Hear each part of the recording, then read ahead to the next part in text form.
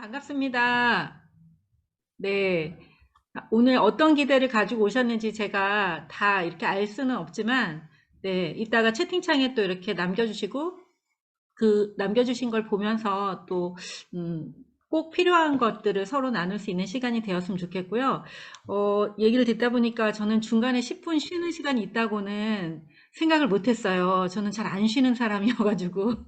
저는 쉬는 거를 공부해야 되는 사람이어서 제가 쉴 수 있을지는 모르겠어요. 그래서 잠시 쉼이 필요하시면 잠깐 이렇게 나갔다가 오셔도 소리는 다 들리죠, 집에. 그렇게 하셔도 될 것 같고요. 아무래도 못 쉴 것 같은 그런 생각이에요. 이게 막 너무 꽉꽉 눌러갖고 막 넣어가지고. 근데, 보통은, 그 사례에 대해서는 거의 조금밖에 나누질 않는데, 오늘은 그 사례에 대해서 이렇게 나갔기 때문에 제가 사례를 그냥 좀 넣긴 넣었어요. 그래서 한번 잠깐 조사만 한번 해볼게요. 초등이나 초등 아래 그 아이들에게 그 그림책을 적용하고 있거나 또는 그러고 싶으신 분이 계시면 조금 손을 들어보실까요? 네, 네, 네. 그러면 이제 중등이나 그 중고등학생 이런 학생들을 청소년들을 또 지도하시는 분, 중복되시면 중복돼도 괜찮습니다. 네, 청소년, 네. 그러면 이제 성인들 대상으로 뭔가 그림책을 좀 적용해 보고 싶으신 분 계시면 또 손을 한번 들어봐 주세요. 네. 지금 되게 다양하게 골고루 있으시잖아요. 네. 참고로 이제 오늘 나누는 여정 속에는 제가 아주 어린아이들부터 시작해서 성인들까지 한 것들을 다 이렇게 넣어놓긴 했어요. 그래서 하다가 이제 필요한 부분에 있어서 이야기로 또 풀어드리는 시간 됐으면 좋겠고요. 과정이 끝난 다음에 또 궁금한 것이 있으시면은 질문 시간을 조금 가지면서 또 질문하고 대화하는 시간도 가져보겠습니다. 자, 제가 자료 공유하고요. 그리고 시작하도록 할게요.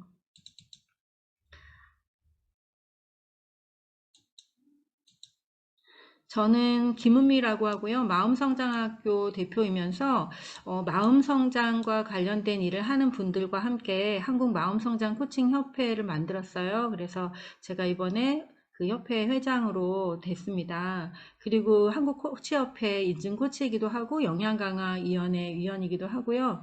그다음에 뭐 다양한 활동들을 하고 있고 마음성장학교에서는 그 자격증 과정을 운영하고 있어요. 그래서 나중에 관심이 있으신 분들은 네이버에 마음성장학교 검색하셔서 들어오시면은 또 참고가 되실 것 같고요. 오늘 과정에 있어서는 이 노란색 책 마음이 머무는 페이지를 만났습니다라는 제가 쓴 책을 가지고 그 책이 좀 근거가 돼서 이야기를 할 텐데 제가 쓴 이 네 권의 책이 모두 다 마음과 관련된 책이에요. 그래서 이후에 강의가 좋으셨다면 이 네 권의 책을 읽으시면서 마음 성장의 여정을 또 경험해 보시면 좋겠고요. 그 다음에 이 마음성장학교 책 같은 경우에는 코칭과 관련된 책이기 때문에 여기에 또 코치님들도 계시죠. 그래서 마음과 관련된 코칭은 어떻게 적용할 수 있을까에 대해서 또 알아보시면 좋을 것 같아요. 지금 이윤호 코치님 여기 자꾸 띵동띵동 사람 들어올 때마다 소리가 나거든요. 그래서 네, 사람 들어올 때마다 띵동띵동 소리가 나서 그거를 네네네. 어떻게 조절해 주셨으면 좋겠는데요. 아, 이게, 설정이 안 되나요? 네, 이게 중간에 설정이 안 돼서, 아이고, 되게 아, 송구스럽네요. 그렇구나. 네네네. 알겠습니다. 여러분 중간 설정이 안 돼서 우리가 누가 들어오면 야, 환영의 소리로 우리와 같은 생각을 가진 사람이 한 분 또 오셨구나 하는 그런 환영의 소리로 들으시면 좋겠습니다. 뭐 한 10분 동안 나다가 말겠죠. 네. 자, 마음성장학교는 뭘 하는 곳이냐면요. 세상에 사랑과 지혜를 전하는 그러한 삶을 살기를 소망하는 분들, 그리고 또 이미 그런 삶을 살고 계신 교사, 상담사, 코치, 또 목회자분들이나 또 부모님들, 그런 분들을 위한 그 마음성장, 의식성장의 길을 안내하는 교육을 하고 있어요. 그분들은 이미 여러 가지 가르치는 도구들을 가지고 계시고, 상담의 도구, 코칭의 도구를 가지고 계시기에 제가 좋은 거울의 노릇을 이렇게 거울 역할을 해드려서 마음 성장, 의식 성장 하실 수 있게 안내하는 교육들을 함께 하고 있습니다. 마음성장학교의 모토예요. 마음을 나눈 경험은 결코 사라지지 않으며 누군가의 가슴에 저장됩니다. 그래서 오늘 여정도 아마 여러분과 소통하는 여정을 많이 가지려고 하는데, 뭐 어떻게 될지는 모르겠어요. 여러분의 반응과 또 우리가 어떻게 함께 할 수 있지? 이런 것들이 함께 하면서 또 어느 정도까지 함께 할 수 있는지가 정해질 것 같아요. 자, 저는 이런 여정들 하고 있으니까요. 이후에 또 저를 여러분이 계신 곳에 초대해 주시면 언제든지 달려가서 함께 하겠습니다. 오늘 과정에 제가 담은 것들인데요.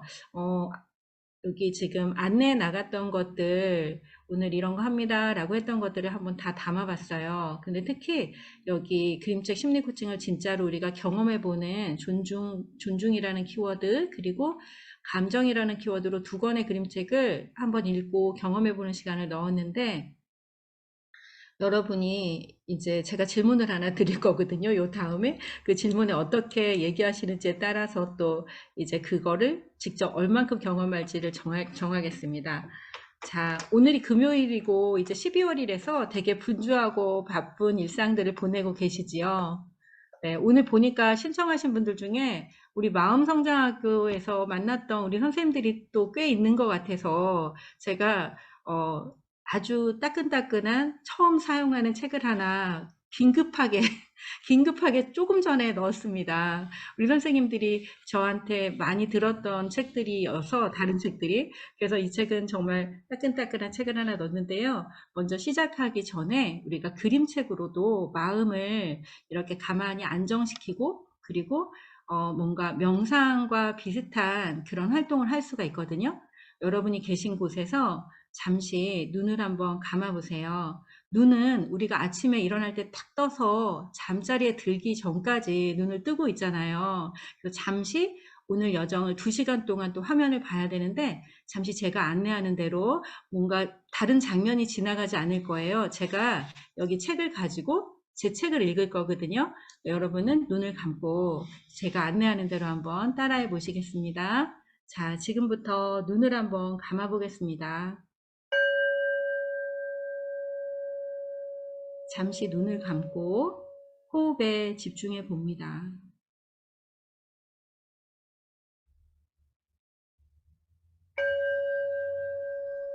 눈을 감은 가운데 숨을 깊이 들이셨다가 내쉽니다. 그리고 제가 읽어드리는 그림책의 내용에 따라서 마음을 한번 움직여 보세요. 마음 정원.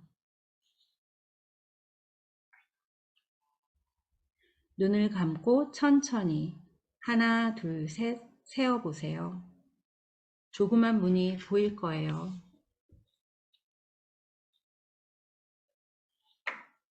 끼익 하고 조심스레 문을 열면 마음 정원이 나타날 거예요. 마음속 깊은 곳에 있는 정원이죠.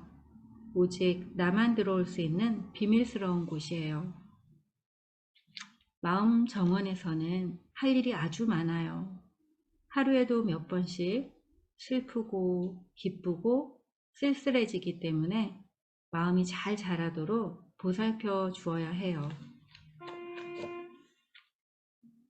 마음이 잘 자라기 위해서는 따뜻한 정성과 간절한 소망이 필요해요. 날마다 정원 곳곳에 정성과 희망을 흠뻑 뿌려주세요.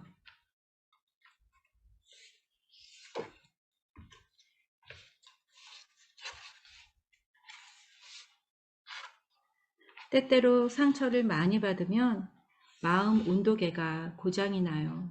그러면 끝없이 흰눈이 내리고 정원이 꽁꽁 얼어붙고 말지요. 가끔은 쉬지 않고 내리쬐는 뜨거운 화 때문에 타들어가기도 해요.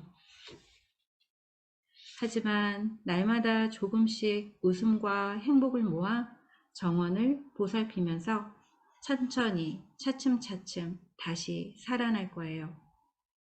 추위를 이겨낸 꽃들은 더욱 붉고 무더위를 즐기는 나무의 잎은 푸르러요. 울창해진 정원은 아름다워요. 마음 정원의 문을 열고 보세요. 마음 정원은 늘 활짝 열려 있어요. 언제나 여러분을 기다리고 있답니다. 마음속 깊은 곳에 있는 마음 정원의 문을 가끔 열어보세요.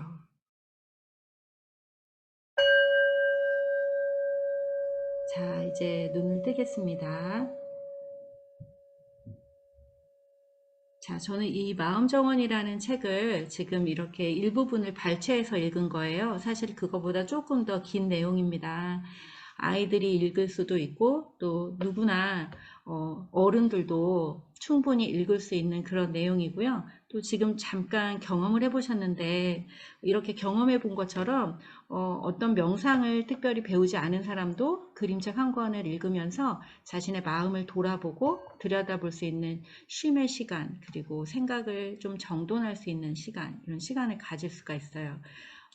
저는 오늘 과정을 운영함에 있어서 사실은 이 마음이 머무는 페이지를 만났습니다 라는 책을 왜 썼는지, 그리고 이 책이 어떤 내용인지 이런 것만 그냥 얘기해 드리고 싶은 그런 욕구가 없지는 않아요. 근데 여러 가지 내용을 많이 담았어요. 이 책은 언제든지 다시 읽어보실 수가 있고, 그리고 이 책에는 25권의 어른들을 위한 그림책 심리 코칭이 이렇게 담겨져 있어요. 그래서 아까 이렇게 손을 들었을 때 성인들과 그림책 심리 코칭을 나누고 싶다라는 분이 또 많았던 것 같아요. 어린이들도 많이 계셨지만. 그래서 이 책을 통해서 어른들과 뭘 나누지, 어떻게 나누지, 얼마나 깊이 나눌 수 있지? 라는 것에 대한 힌트를 얻으실 것 같아요. 저는 사실 이 책을 이렇게 정리해서 쓸 때,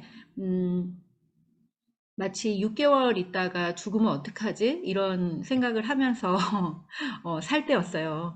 매일매일 힘들었고 매일매일 이제 뭐 죽고 싶은 그런 마음도 많이 들었을 때여서 이 책을 이제 정리를 해서 써야겠다 이런 생각을 했는데, 그때 제가 한겨레 문화센터에서 운영하던 엄마 마음 성장학교 8주 프로그램과 그림책 읽는 어른 8주 프로그램을 이 책에다 다 정리해서 넣었어요.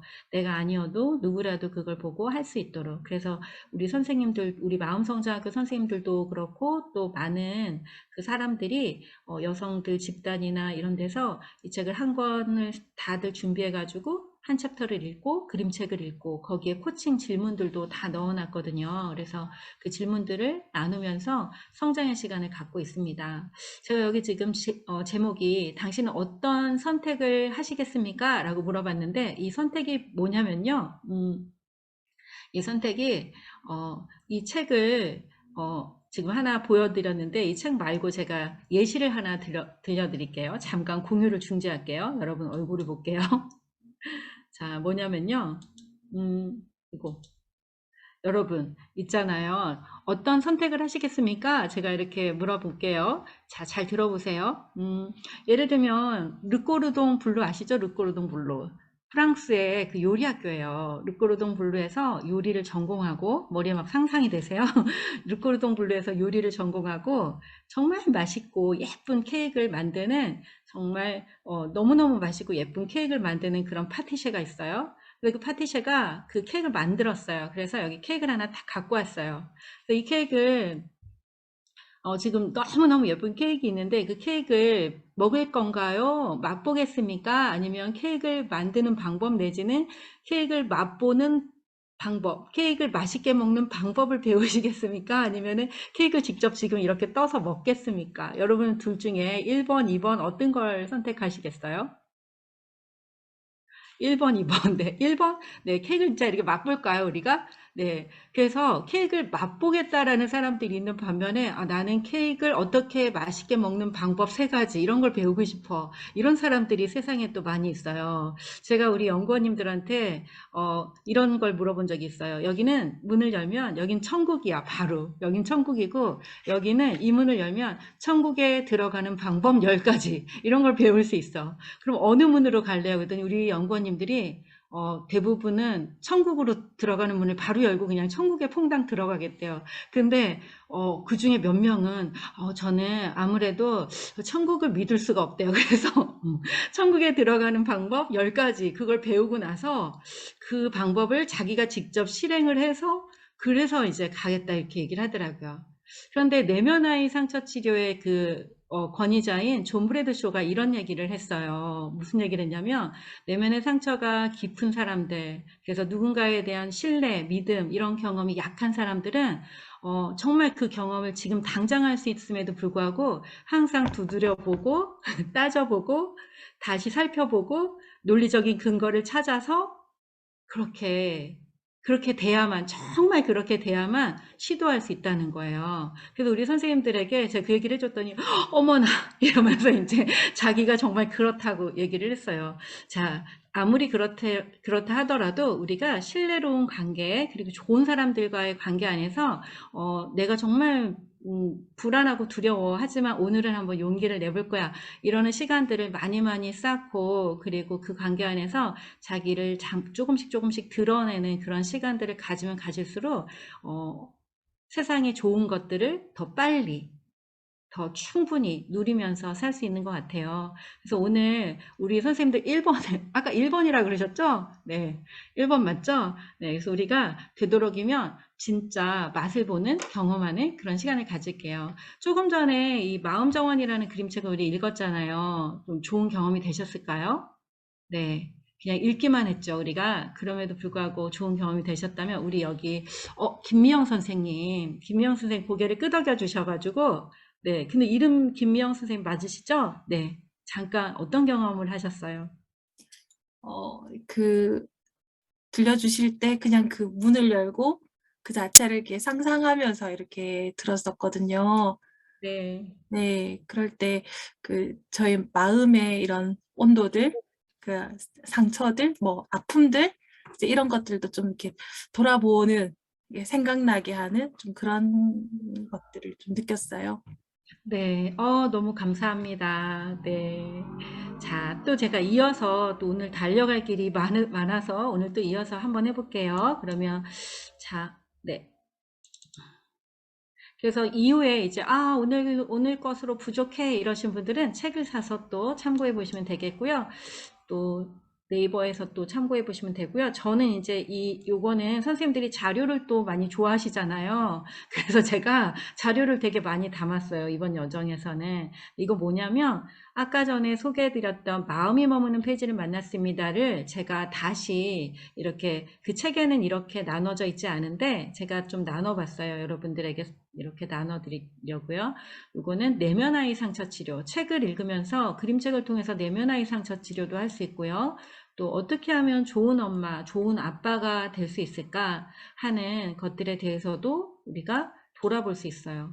또 삶의 지혜, 지금 당장 당면한 문제들을 어떻게 해결할 수 있지? 이런 것들도 그림책을 통해 해볼 수가 있고요. 또 이제 정말 좋은 삶을 살고 싶은데 어떻게 살아야 하지? 라는 부분에 대해서도 이렇게 그림책을 통해서 할 수가 있어요. 이것이 가능한 이유는 제가 사람들과 코칭을 하다 보니까 어떤 사람들은 무언가를 한번 생각해 보세요. 당신이 정말 꿈을 이뤘을 때 그때 어떻게 됐을까요?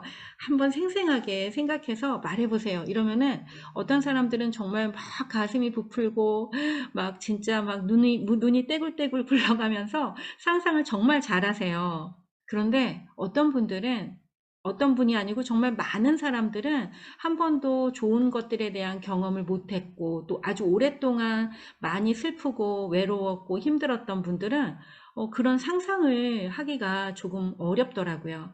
그런데 이 그림책은 굉장히 강력한 이런 메타포를 통해서, 이 그림이라고 하는 이런 장면들을 통해서 너무 힘들었던 사람들에게도 이 그림, 아이가 이렇게 물장구를 치면서 이렇게 걸어가는 모습들, 깜깜하고 어두운 날이지만 그런 날에도 멋진 일들이 충분히 일어날 수 있어 라는 어떤 장면 하나를 통해서, 와, 내 인생이 지금 이렇게 시커멓고 천둥 번개가 치고 비가 막 쏟아지는데 그래도 그런 날에도 이렇게 웃으면서 놀 수도 있겠구나, 춤을 출 수도 있겠구나 라는 생각을 하게 되는 거예요. 그래서 이 그림책은 굉장히 강력하게 어떤 사람이 넘을 수 없다고 생각하는 그 벽을 단숨에 깨뜨리고 넘을 수 있게 하는 그런 역할들을 해요. 그래서 실제로 심리 코칭 과정에서 그와 같은 일들이 굉장히 많이 잘 일어나고 있습니다.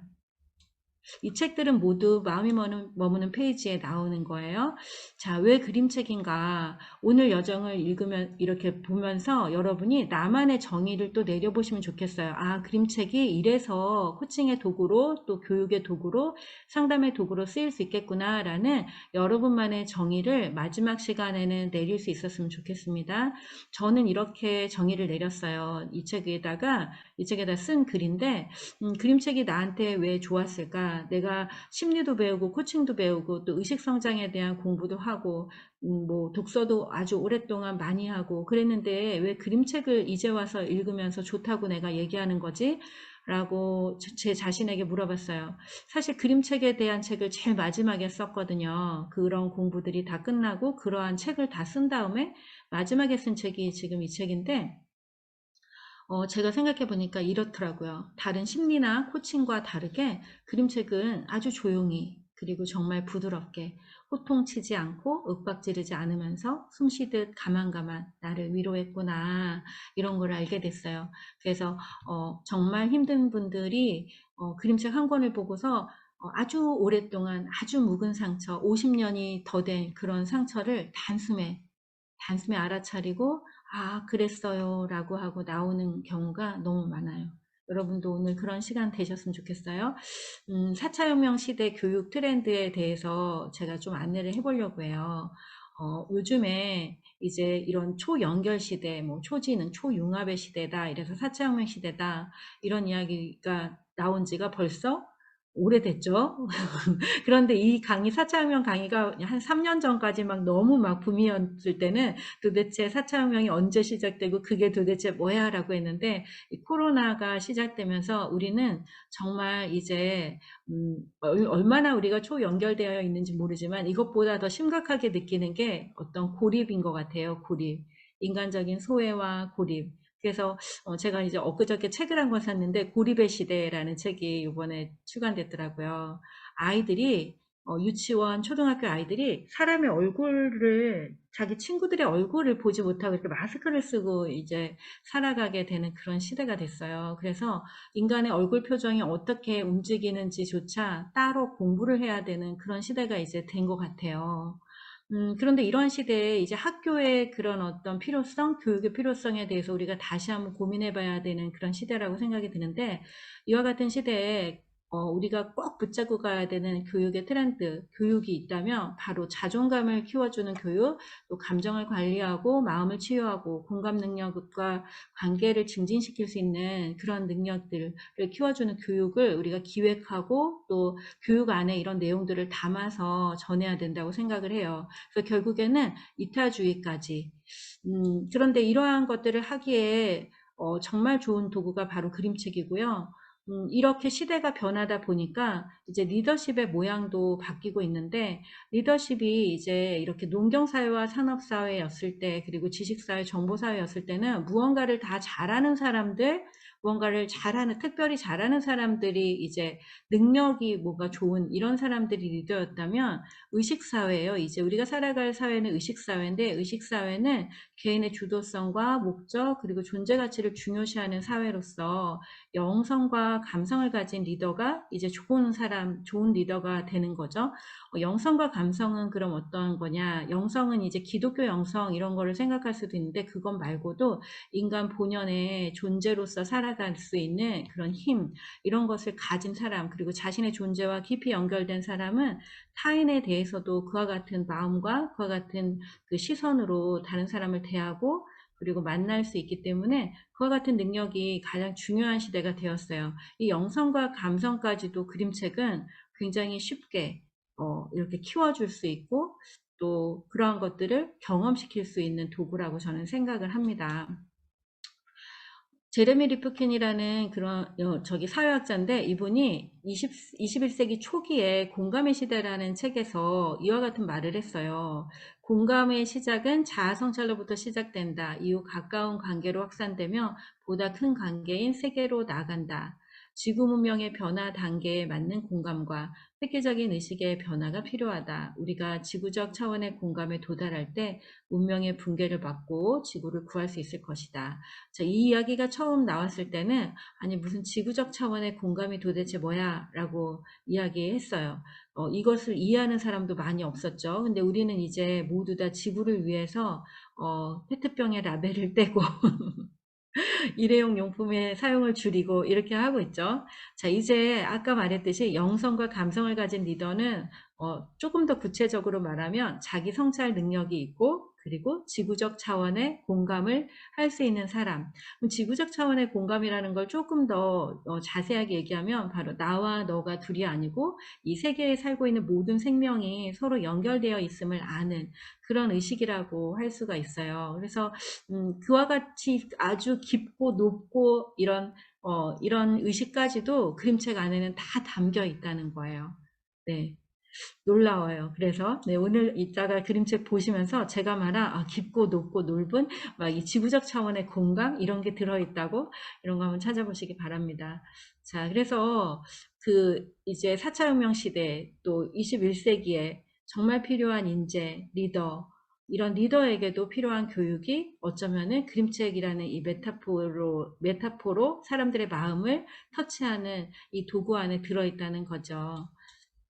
제가 이제 처음에 같이 읽을 책은 그 아나조라는 그림책인데요. 그림책을 읽는 방법에 대해서 지금은 배우지 않고 그림책 심리 코칭에 대해서 배우지 않고 우리가 감정이입이라는 이런 기법을 이용해서 책을 한번 보려고 합니다. 감정이입은 다른 사람의 몸과 마음을 통해 세계를 지각하는 것이다 라고 칼 포퍼가 이야기를 했는데요. 감정이입은 역지사지보다 한 단계 더 높은 수준의 내가 마치 그 사람이 된 것과 같은 그 사람이 되어서 이제 느끼는 것을 이야기해요. 그림책의 주인공은 다 뭐죠? 어린아이이거나 또는 동물이거나 뭐 막 그래요. 그래서 어른인 우리가 볼 때 아니 내가 왜 이 책을 읽어야 하지? 그리고 뭘 어쩌라는 거지? 이런 생각을 하는 분들도 없지 않아요. 예, 우리의 감정이 많이 무뎌져서 그런 생각을 하는 것도 어쩌면 지극히 당연한 일일 수도 있어요. 오늘 이 시간에는 이 그림책에 나오는 주인공을 마치 나인 것처럼 그렇게 생각하시면서 읽으면 좋겠습니다. 첫 번째 책은요, 존중이라는 키워드를 가지고서 제가 준비한 책인데요. 그림책 심리 코칭을 할 때 보통은 그냥 책을 읽고 그냥 느껴지는 것을 나눠도 좋아요. 근데 저는 이제 오늘 우리 여기 참여하신 분들이 모두 다 누군가를 가르치거나 또는 양육하거나 하시는 분들이기에 그런 분들에게 가장 중요한 것이 무엇일까, 우리가 갖춰야 하는 게 뭘까라고 생각했을 때 그게 존중이라고 생각해요. 그래서 존중이라는 키워드를 가지고 이번 그림책을 보셨으면 하는 마음에서 제가 의도적으로 이렇게 주제를 한번 달아봤습니다. 자, 안아줘라는 그림책인데요. 이 그림책을 제가 처음부터 끝까지 다 읽어드릴 거예요. 발췌하지 않고 다 담았는데, 이후에 이 영상이 이제 공유됐을 때 이게 이제 저작권이 있잖아요. 근데 우리는 작은 그룹 안에서 함께 읽는 거니까, 선생님들에게 도움이 되시라고 제가 다 담았는데, 이거를 외부에는 공유하지 않으셨으면 좋겠어요. 안아줘. 이 책에서 나오는 이 작은 고릴라가 내가 될 수도 있고, 또 이 커다란 엄마 고릴라가 또 내가 될 수도 있어요. 여러분이 감정이입을 해보는 거예요. 그리고 이 그림책 안에 코끼리 엄마가 나오거든요. 코끼리 엄마도 한번 되어보시면 좋겠습니다. 얘 이름은 보보예요. 보보. 보보의 정서를 한번 느껴보세요. 여기 보보의 눈과 입 이런 것들을 보면서 몸짓 이런 걸 보면은 보보의 정서가 느껴질 거예요. 그리고 앞으로 계속 나오는 장면마다 동물들의 눈이 아주 작게 표현되어 있지만 그 작은 점 같은 눈 속에서도 어떤 정서를 담고 있는지를 우리가 알 수 있거든요. 그래서 한번 잘 보시기 바랍니다. 보보가 아주 신나 보이죠? 정말 신났죠? 안아줘. 글그림 재즈 앨버로. 안았네. 여기 코끼리 엄마와 코끼리 아기의 모습을 보면서도 이들의 정서가 지금 어떻게 느껴지시는지도 한번 잘 보세요. 안 왔네. 안 왔네. 음, 음, 안아줘.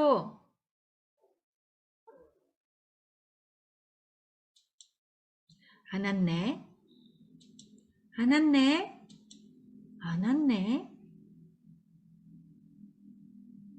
코끼리 엄마 눈 좀 보세요. 안아줘!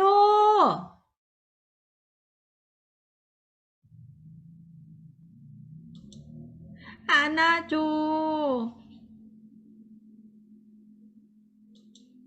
보보야! 엄마! 안아줘, 안아줘, 안아줘, 안아줘, 안아줘, 안아줘, 안아줘, 안아줘, 안아줘, 안아줘, 안아줘, 안아줘, 안아줘, 안아줘. 안았어.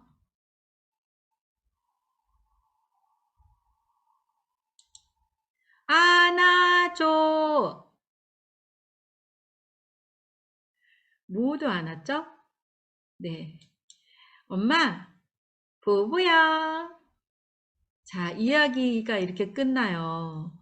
자, 이 이야기를 읽으면서 우리는 참 다양한 생각들을 하겠죠? 사람마다?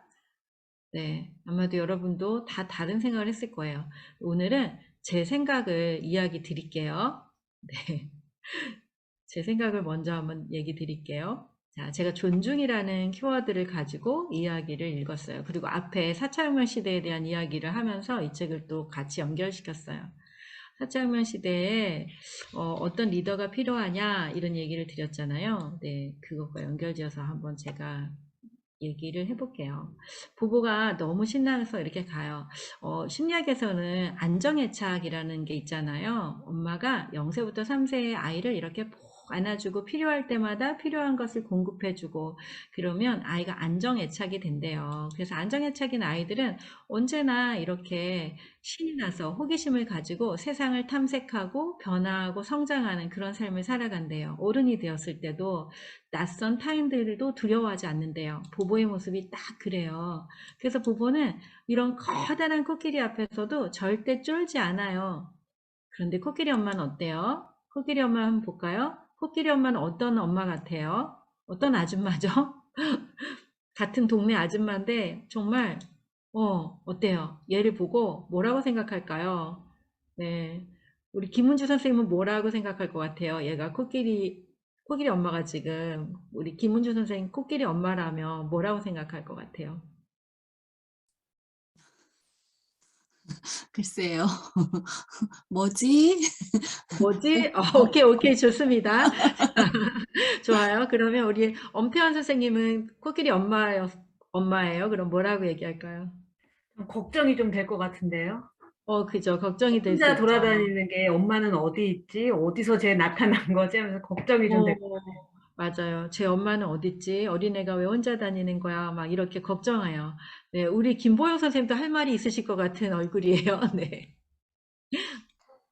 네, 저 방금 엄태현 선생님 음, 말에 동의하는. 네. 예. 거의 99% 선생님들이, 엄마들이랑 선생님들이, 제 너무 조그만 애가 혼자 다니는 건 위험한데, 엄마는 어디 갔을까? 이렇게 얘기하셨어요. 이제 코끼리 엄마도 뭔가 고민하는 얼굴이에요. 아마 그랬을 수도 있어요. 그래서 코끼리 엄마가 얘를 태워주죠. 그리고 그 이후부터 이제 코끼리 엄마 머릿속에는 뭐가 돌아가죠? 엄마 찾아줘야지, 엄마 찾아줘야지. 얘네 엄마는 얘랑 닮았을 거야. 그러면서 그 모습을 머릿속에 이렇게 생각하고 가겠죠? 계속 가는 거예요. 그래서 얘가 안 왔네? 이러는데 이 아이의 소리는 귀에 들리지 않아요. 왜요? 니네 엄마가 아니야. 이러고 이제 가는 거죠. 또, 안 왔네? 똑같은 말을 하는데, 아유, 얘는 엄마 아닌데? 이러고 또 보는 거죠. 또, 안 왔네? 이런데, 뒤로 이렇게 보더니, 아닌데? 이러고, 아닌 거예요. 코끼리 엄마에는 이미 자기가 할 일이 있어요. 엄마 찾아줘야 돼. 얘 엄마는 이렇게 생겼어. 이게 있는 거예요. 자, 이거 무슨 얘기를 하고 싶어서 제가 이렇게 얘기했냐면요. 누군가를 돕고 양육하고 또 코칭하고 가르치고 막 이러는 사람들은 항상 이 코끼리 엄마 같은 마음을 가진 사람들인 것 같아요. 불쌍한 사람, 조금 부족한 사람을 보면 왠지 모르게 더 가르쳐주고 싶고 더 뭔가 보듬어주고 싶고 이런 마음을 가진 사람이어야 교육도 할 수 있고 또 상담도 할 수 있고 코칭도 할 수 있잖아요. 그런데 우리는 때때로 이 코끼리 엄마 같은 실수를 많이 범하는 것 같아요. 그 대상에게 직접 물어보지 않고 그리고 그 사람이 하는 말에 귀 기울이지 않고 그가 하는 행동에 대해서 좀 더 집중해서 관찰했다면 아마도 코끼리 엄마가 한 3번 만에 좀 알아보지 않았을까요? 안아줘, 안아줘, 안았네, 안았네 이러면은 네가 원하는 게 이거니? 하고 아마 코로 한번 이렇게 말아주거나 쓰다듬어 주거나 했을 수도 있을 것 같아요. 근데 몰라요. 안아줘! 라고 했는데 아무도 알아들을 수가 없었어요. 마음은 굴뚝 같은데 얘는 지금 혼자 있어서 엄마가 없어서 이러는구나 라는 생각이 너무 커버리니까 얘가 정말 필요로 하는 게 뭔지에 대해서 물어보거나 또는 귀 기울여 이렇게 들어보지 않고 또 관찰할 그럴 마음이 거기까지 안 가는 거죠. 왜요? 너무 많은 걱정과 도와줘야 되는 목록이 이미 있는 거예요. 판단 분별이 너무 이제 딱 들어서 버린 거죠. 그래서 급기야는 보보가 진짜 울어요. 진짜. 너무 슬퍼갖고 이제 안아줘 하고 아주 콩할 만한 소리로 우는데 보보 엄마는 아이를 방치하거나 그런 엄마는 아닌 것 같아요. 아까 안정애착 이야기했잖아요. 보보가 이렇게 막 다니면서 안 왔네 안 왔네 안 왔네 할 때 엄마가 안 나타났어요. 그리고 이렇게 큰 소리로 안아줘 이럴 때도 엄마가 안 나타났어요. 그런데 보보 엄마는 보보가 꼭 필요한 순간에 짜잔 나타나요. 보보야 엄마 여기 있어 이렇게. 그러자 보보는 엄마를 보자마자 다시 방긋 웃으며 엄마한테 달려가요. 보보 엄마는 똑같은 양육자, 똑같은 착한 사람인데 어떤 존재가 필요할 때, 그 필요한 순간에 도움을 주는 사람으로 저는 생각이 들었어요. 그래서 누군가를 돕고 가르치는 사람이라고 한다면 민감성, 그 사람에 대해서 잘 느끼고 관찰하고 그리고 그가 무엇이 필요한지에 대해서 물어보고 그러고 나서 행동을 할 때 정말 적절한 도움을 주지 않을까 이런 생각을 해봅니다. 그리고 나서 동물들이 모두 다 보보 엄마가 이렇게 안아주는 걸 보고 다른 친구들도 이렇게 코끼리가 네가 원한 게 이거였어? 나한테 이렇게 안아달라는 거였어? 이러고 이제 안아줬어요. 그리고 나서 모두 다 안았어요. 모두 다. 자, 이것이 바로 아까 공감의 시대에서 이야기하는 것이 아닐까 싶어요. 요번에 2022년 그 대한민국 트렌드에서도 그 부분에 대해서 이렇게 다루고 있더라고요. 뭐냐면은 내 아이가 소중하다면 남의 집 아이를 먼저 돌볼 줄 알아야 한다. 이런 거죠. 그게 바로 지구적 차원의 공감의 다른 우리가 일상에서 바로 해볼 수 있는 그런 메시지인 것 같아요. 나와 너가 둘이 아니고 우리가 이렇게 서로 어우러지는 모양. 성경에서는 천국에 대해서 이렇게 묘사하죠. 육식동물과 초식동물이 서로 하나가 되어 얼싸안고 함께 어우러져서 춤을 추고 이렇게 막 뱀이 코끼리의 다리를 감고 있어도 웃고 이렇게요. 자, 우리가 좋은 코치가 된다는 건 바로 판단과 분별을 내려놓고 다른 존재에 대해서 있는 그대로 바라보고 느끼면서 그 존재가 무엇을 원하는지에 대해서 어떻게 하고자 하는지에 대해서 응원하고 이렇게 네, 인정하고 칭찬하면서 함께 가는 것이 아닐까 싶습니다. 이 책은 또 다른 의미로 이제 가족에 대한 이야기들도 되게 많이 하세요. 우리 애가 27살인데 아직도 안아달라 그래요. 정말 지긋지긋해요. 이런 선생님들 많이 만났어요. 자, 왜 그러냐면, 안정애착이 형성되지 않은 그 성인 아이들은, 집에 가면 정말 아이같이 돼요. 그래서 엄마만 보면, 안아줘. 왜 안 안아줘? 왜 그렇게 안아줘? 언제 한번 날 제대로 안아준 적이 있어? 뭐 이렇게 한단 말이에요. 근데 제가 이제 저희 학생을 오셨던 분 중에 한 분도 이 책을 읽었는데 한 번도 엄마가 안아준 적이 없대요. 그래서 그랬구나 선생님. 그런데 그분이 엄마가 너무 욕쟁이였대요. 그래서 엄마 입이 너무 험해가지고 자기가 엄마 옆에 가기가 두려웠대요. 엄마 나 좀 안아줘라는 말조차 하기가 어려웠대요. 그런데 엄마를 너무 안고 싶으니까 엄마가 이제 피곤해서 들어와서 누워서 자면은 엄마 가슴을 이렇게 만지면서 잤대요. 그리고 엄마가 일어나면 엄마는 또 모르죠. 그러면서 막 울었어요. 이 책을 읽고. 그래서 제가 그 얘기를 가만히 듣고 있다가 아, 그래, 선생님. 근데 내가 선생님 얘기 듣다 보니까 이 고릴라 엄마는, 고릴라들은 포유류잖아, 포유류. 포유류는 아주 어렸을 때 엄마가 안아서 젖을 먹인다? 그런데 선생님, 우리도 포유류다? 거기까지 얘기했어요. 근데 그분이 막 울기 시작하는 거예요. 아, 그랬네요, 그랬네요. 우리 엄마가 나를 안았네요. 나를 안아서 젖을 먹였겠네요. 이러는 거예요. 그 엄마가 이제 혼자서 살고 계셨어요, 시골에. 그리고 이 선생님은 욕쟁이 엄마로부터 벗어나서 아주 예쁜 목소리를 가진 성우가 됐어요. 직업 성우. 그런데 이분이 몇 달 뒤에 제가 저자 강연회를 하는데 그 도서관에 와서 앉아 있는 거예요. 그래서 너무 반가워가지고 저는 그때 일은 까맣게 잊어버리고, 여러분 축하합니다. 오늘 성우가 왔어요. 성우가 오늘 읽어줄 거예요. 이러면서 그 사람한테 이걸 읽으라고 한 거예요. 너무 예쁘게 너무 잘 읽어줬죠. 뭐 사람들은 아주 횡재한 거죠, 그날.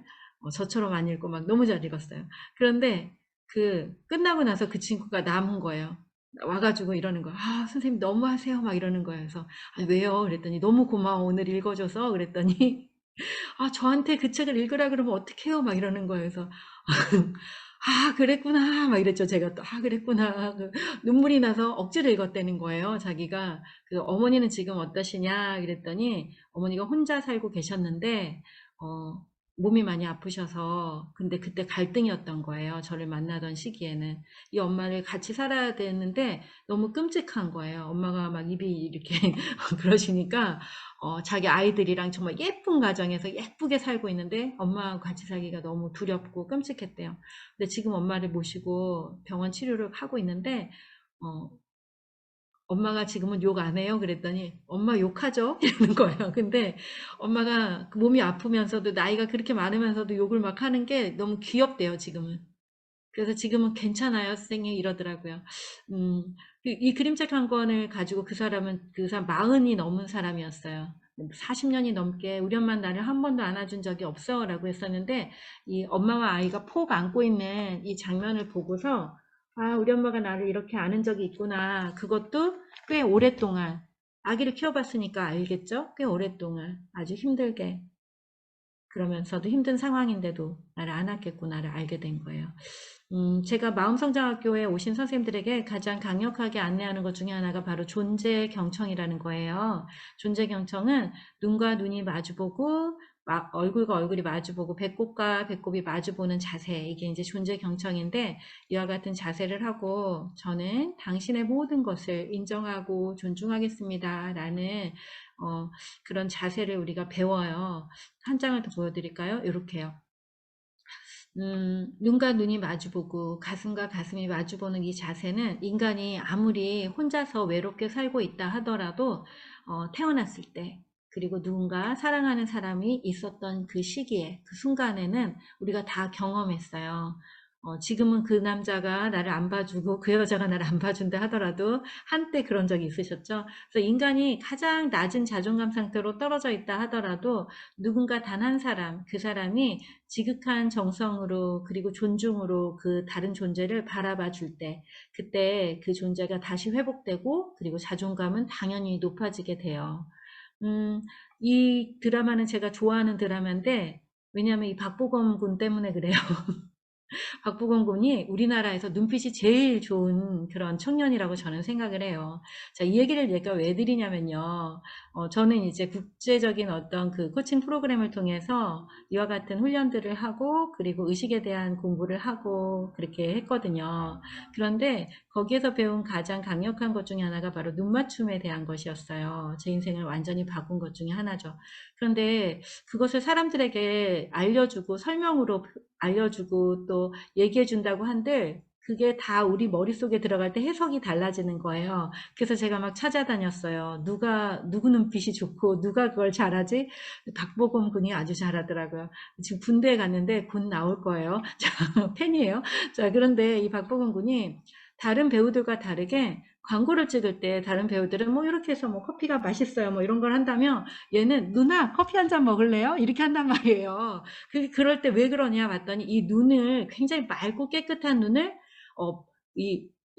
브라운관이라 그러려고 그래요. 제가 옛날 사람이라서. 자, 텔레비전 이 모니터, 텔레비전 그 화면 저편에 있는 사람들에게도 그 에너지를 전해줄 수 있을 만큼 되게 좋은 눈빛을 가지고 있다라는 거예요. 그래서 배우들은 원래 이 눈빛에 대해서 눈빛을 어떻게 조절하고 그것을 이제 배우들은 공부를 하죠. 배우들은 그게 아주 중요한 공부 중에 하나인데 그럼에도 불구하고 이 배우와 함께 연기한 많은 배우들이 그것에 막 감동을 받아요. 그것은 아마 그런 척 하는 게 아니라 이 내면으로부터 올라오는 상대를 존중하는 마음에서 나오는 그런 눈빛이기 때문에 그럴 거예요.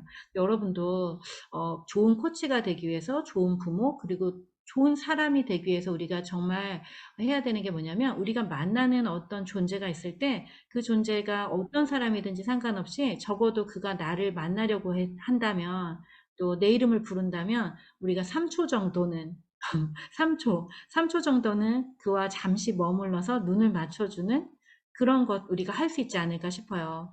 실제로 여러분이 그것을 오늘부터 시작해서 삶의 도구로 사용하신다면 여러분의 인생은 완전히 업그레이드 되고 완전히 달라지실 거예요. 한번 해보시기 바랍니다. 이 드라마에서 이제 이 사람이, 이 박보검이 이런 대사를 해요, 얘한테. 이제부터 나는 너를 이 세상에서 가장 존귀한 사람으로 대할 것이다. 이건 제가 앞에서 썼던 거랑 거의 비슷하죠. 근데 제가 깜짝 놀라서 막 받아 적었어요. 아니, 이런 일이 이러면서 받아 적었어요. 자, 여기서도 어떤 상황이냐면 얘가 내시로 들어왔고 얘는 왕이에요. 근데 왕이 내시를 사랑하게 된 거예요. 그래서 남장을 하고 있는 내시를 사랑하게 되는데 그때 이런 얘기를 해줘요. 내가 너를 이 세상에서 가장 존귀한 사람으로 대할 것이다.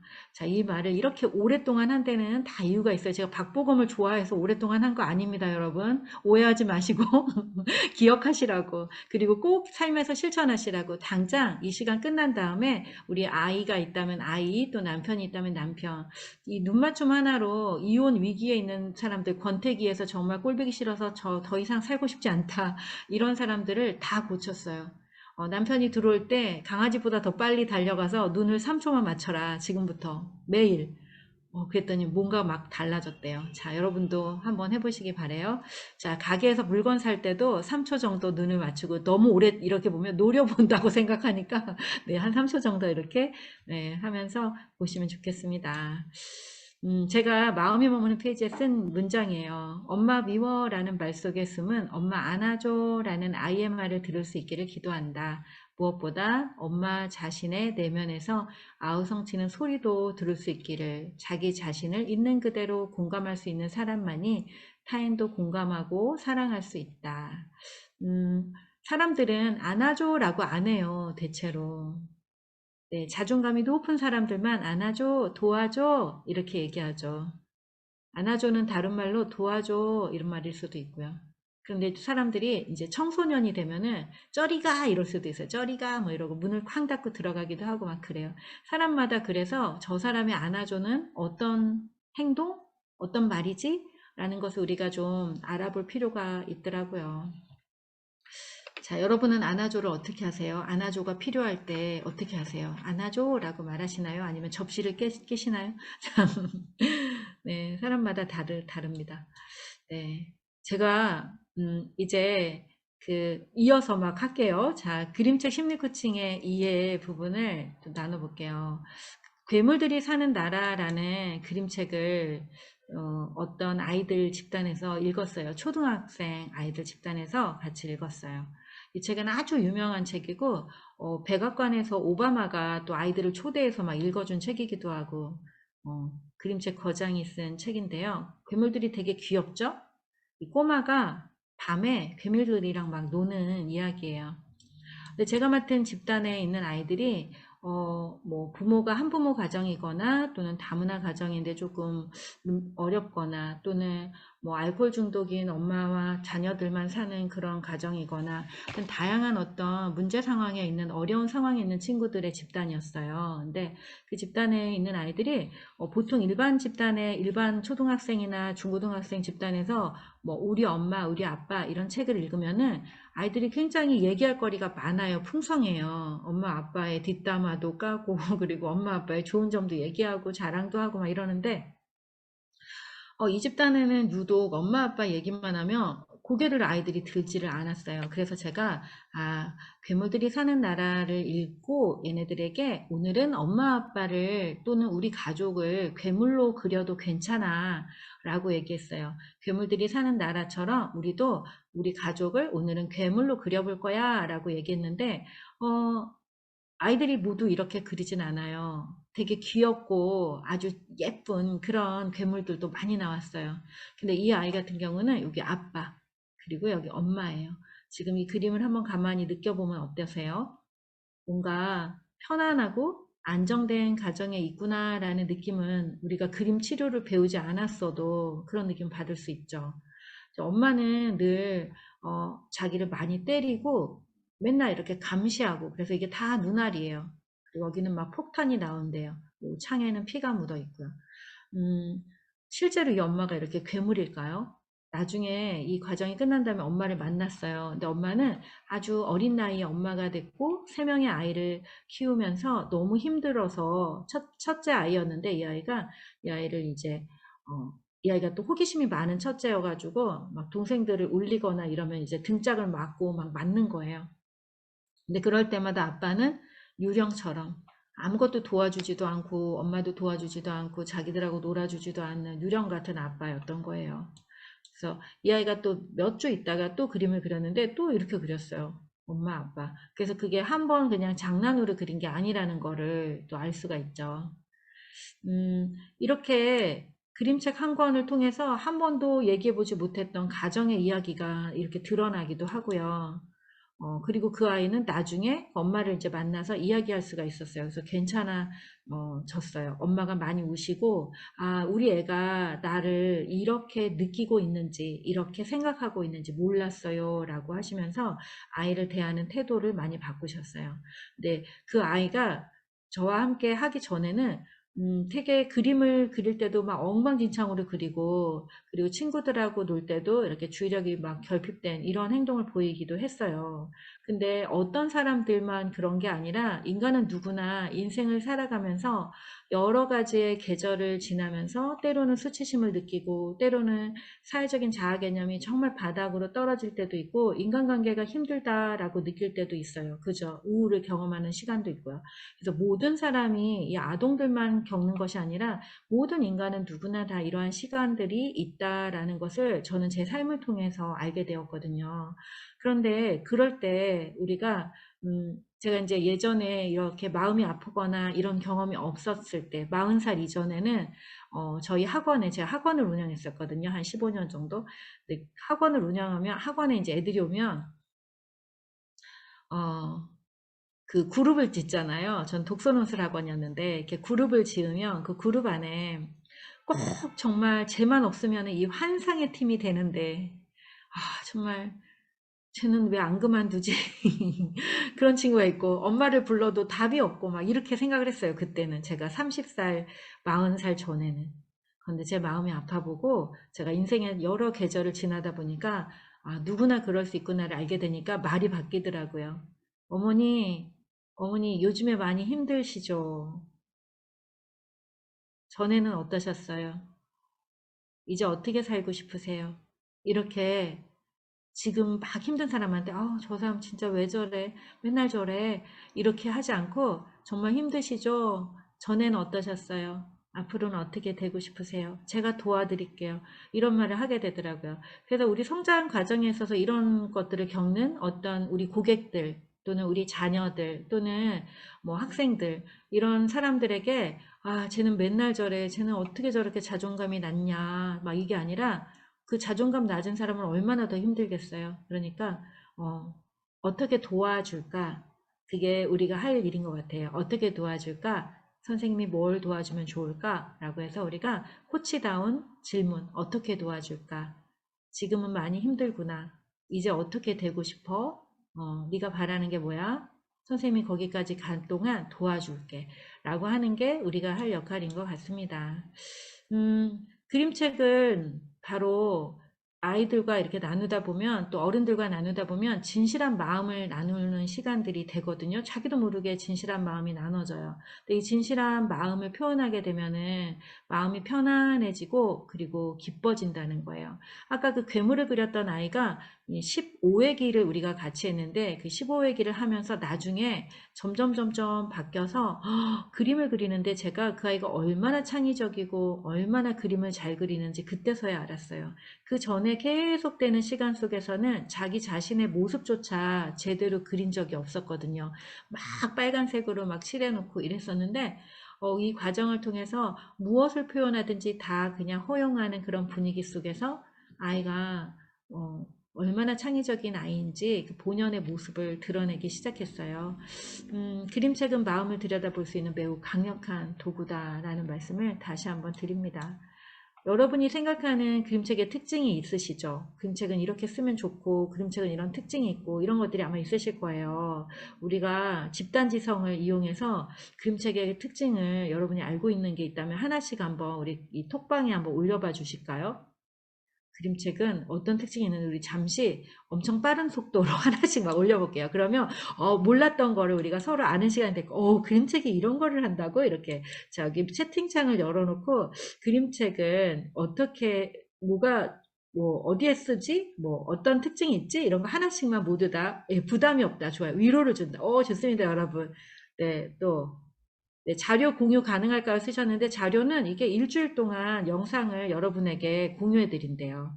그러니까 그때 자료 다 보시면 되고요. 그 다음에 마음성장학교 블로그와 카페에 들어오시면 또 여러 가지를 보실 수 있어요. 유튜브 마음성장학교도 있습니다. 네, 구독해 주시고요. 그 다음에 그림만으로도 이야기를 이해할 수 있다. 미소를 짓게 한다. 감정을 사진처럼 찍어내는 것 같아요. 네, 맞아요. 그리고 그림을 감상할 수 있고요. 맞아요. 세계적인 거장들의 그림책은 그림도 좋고 또 글도 너무나 좋아요. 나를 직면하게 해준다. 편하다.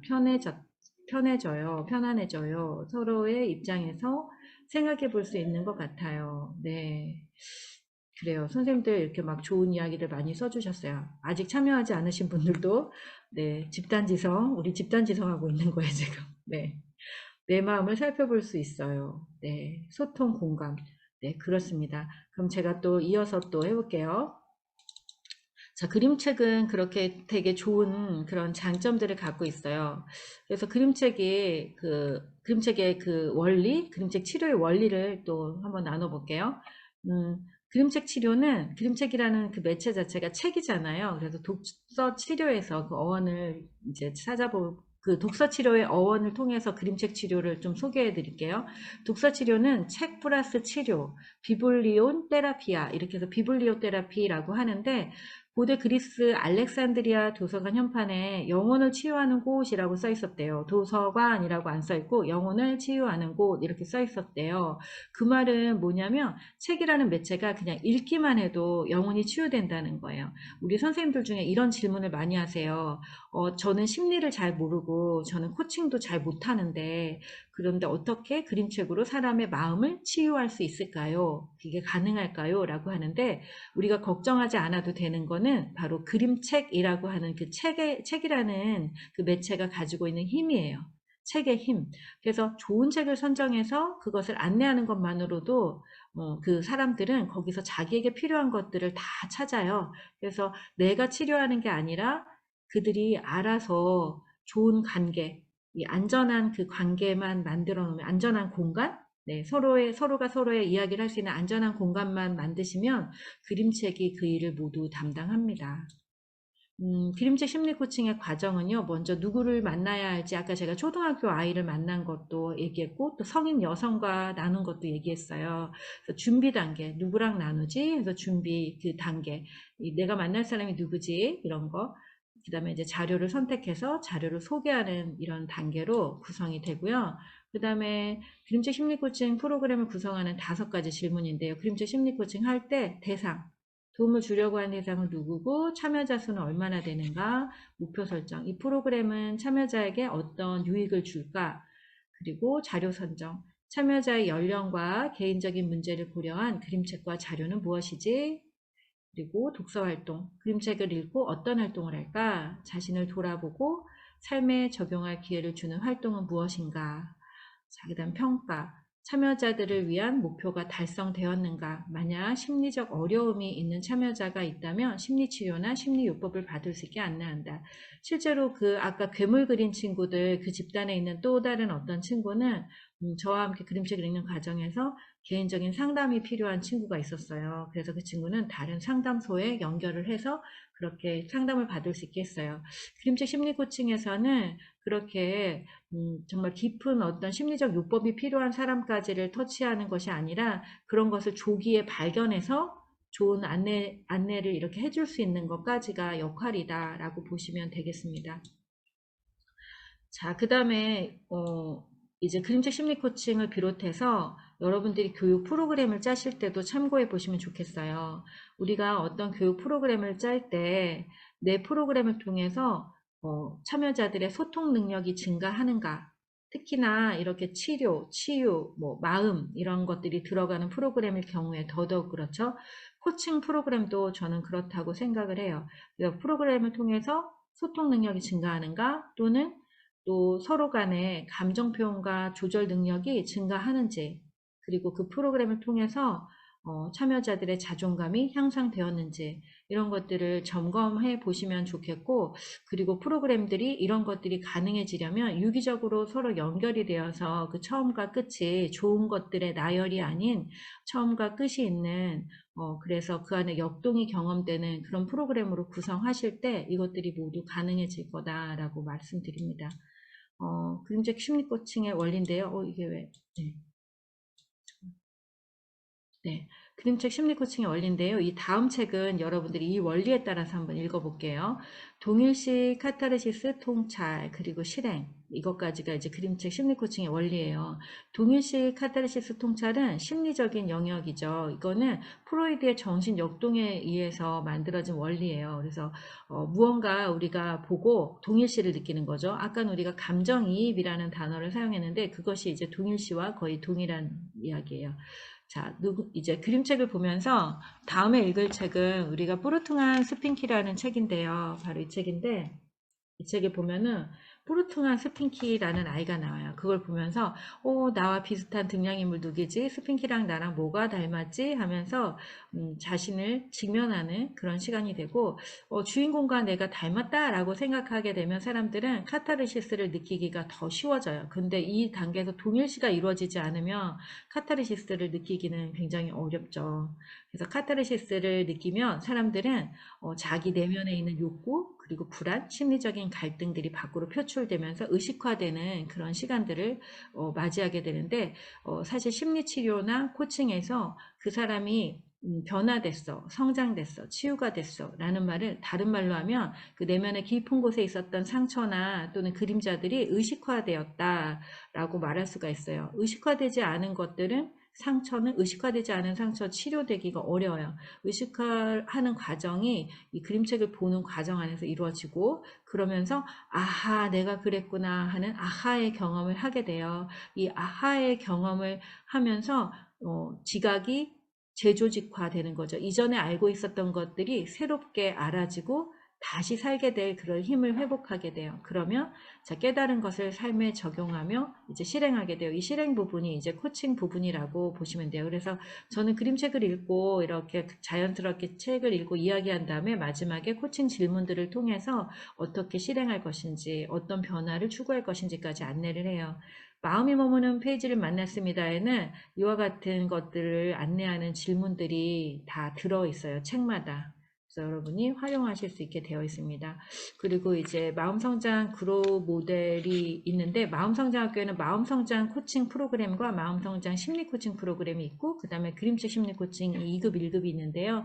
1급 과정에서는 이렇게 각자 자기만의 자기가 사랑하는 대상들, 청소년, 뭐 어른 이런 대상들에 맞는 프로그램들을 구성을 해요. 그래서 자기만의 브랜드가 있는 프로그램들로 만들어서 실제 실행할 수 있도록 그렇게 안내하고 있어요. 그림책 이런 심리 코칭, 그림책 치료 이런 걸 할 때 사람들이 저한테 그림책 리스트에 대해서 많이 물어보세요. 우리 선생님들도 그림책 리스트가 궁금하시잖아요. 근데 그럼 어떤 그림책이 좋은 그림책이고 어떤 그림책이 치료가 좀 잘 되는 그림책인가? 딱히 없어요. 딱히 없어요. 자, 어떻게 얘기 드릴 수 있냐면, 가르치고 안내하는 자인 내가 보았을 때 내 가슴이 뭉클하고 나에게 뭔가 영향을 주었던 그림책. 그게 제일 좋은 그림책이에요. 아무리 어떤 책에 소개되어 있고 누가 좋다고 해서 내가 읽었는데 나에게는 아무런 감동이 없어. 그럼 그 책을 가지고 사람들한테 이야기할 때 어떻게 얘기하냐면, 이 책이 이래서 이랬다더라. 나는 좀 별론데 누가 참 좋다더라. 이렇게 그랬다더라 라고 강의를 하게 돼요. 아무런 감동이 없죠. 그런데 자기의 가슴을 이렇게 올렸거나 정말 감동이 있었던 그런 책은 막 정말 신이 나서 이야기를 하게 될 거예요. 그래서 여러분이 읽어보고 내 마음이 쿵 했던 그림책, 그것을 사람들과 나누면 돼요. 그리고 그림책은 0세부터 100세까지 누구나 읽는 거잖아요. 그래서 딱히 이 그림책은 누가 읽어야 되고 이건 누가 읽어야 되고 없어요. 조금 전에 읽었던 안아줘라는 그림책은 사실은 저는 1회 특강을 많이 가거든요. 1회 특강, 3시간, 2시간, 뭐 1시간 반 특강을 가는데 그때마다 제 강의의 모든 자료에 들어있는 게 안아줘예요. 그거 한 개를 갖고 다니는데 대상에 따라서 다른 이야기를 제가 하죠. 안아줘라는 책은 똑같은데 오늘 누가 여기 와서 앉아있느냐에 따라서 다른 이야기를 해요. 그래서 어떤 책이 좋고 대상을 어떻게 정하느냐 이런 것도 별로 중요하지가 않아요. 그래서 모든 연령에게 다 읽을 수 있는 게 그림책이잖아요. 아이부터 어르신들까지. 그래서 적절하게 선정된 도서와 그리고 공감을 넘어서 무조건적인 수용 그런 것만 있다면 언제든지 좋은 치유의 여정, 변화, 성장의 여정을 만드실 수 있습니다. 자, 잠시 여러분, 제가 이렇게 보니까, 살펴보니까, 이렇게 보고만 있는 게 좀 힘드신 분은 이렇게 화면을 잠깐 끄시고 마음대로 움직이셔도 될 것 같아요. 담아놓은 내용이 많아서 제가 그냥 1시간 지났는데 그냥 진행할까 하는데 괜찮으시겠습니까? 쉴까요? 네, 그냥 진행하겠습니다. 녹화를 그냥 쭉 할게요. 네, 이제 사례를 좀 안내해 드릴게요. 사례는 여러 가지 사례를 담아놨는데 네, 블로그에 보면은 그 사례들 하나하나에 대해서 또 막 글을 많이 써놨어요. 그래서 마음성장학교 블로그에 와서 또 보셔도 좋을 것 같고요. 음, 어떻게 운영하는지 운영 사례 올해 작년 이렇게 또 운영했던 사례들 제가 한번 안내해 드릴게요. 그림책 심리 코칭은 어떻게 어디다 쓸 수 있냐면 여기 이렇게 어린이들 프로그램에서 당연히 쓸 수 있어요. 근데 이 프로그램은 제가 되게 특별하게 받은 프로그램인데 제가 아이들 가르치는 학원을 그만둔 지 한 6년 정도 됐는데 이 프로그램에 의뢰가 와서 이제 하게 된 거예요. 아까 그 괴물 그린 친구, 그 친구 집단이에요. 그래서 그림책에서 나를 만나다라는 프로그램으로 운영을 했어요.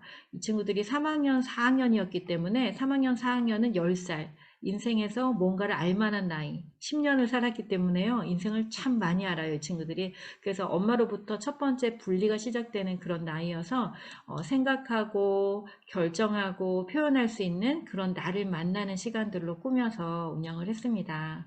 그리고 여기 이렇게 리스트를 담아놨어요. 선생님들이 나중에 요거를 활용하실 수 있게 담아놨으니까요. 캡처를 하셔서 사용하셔도 되겠습니다.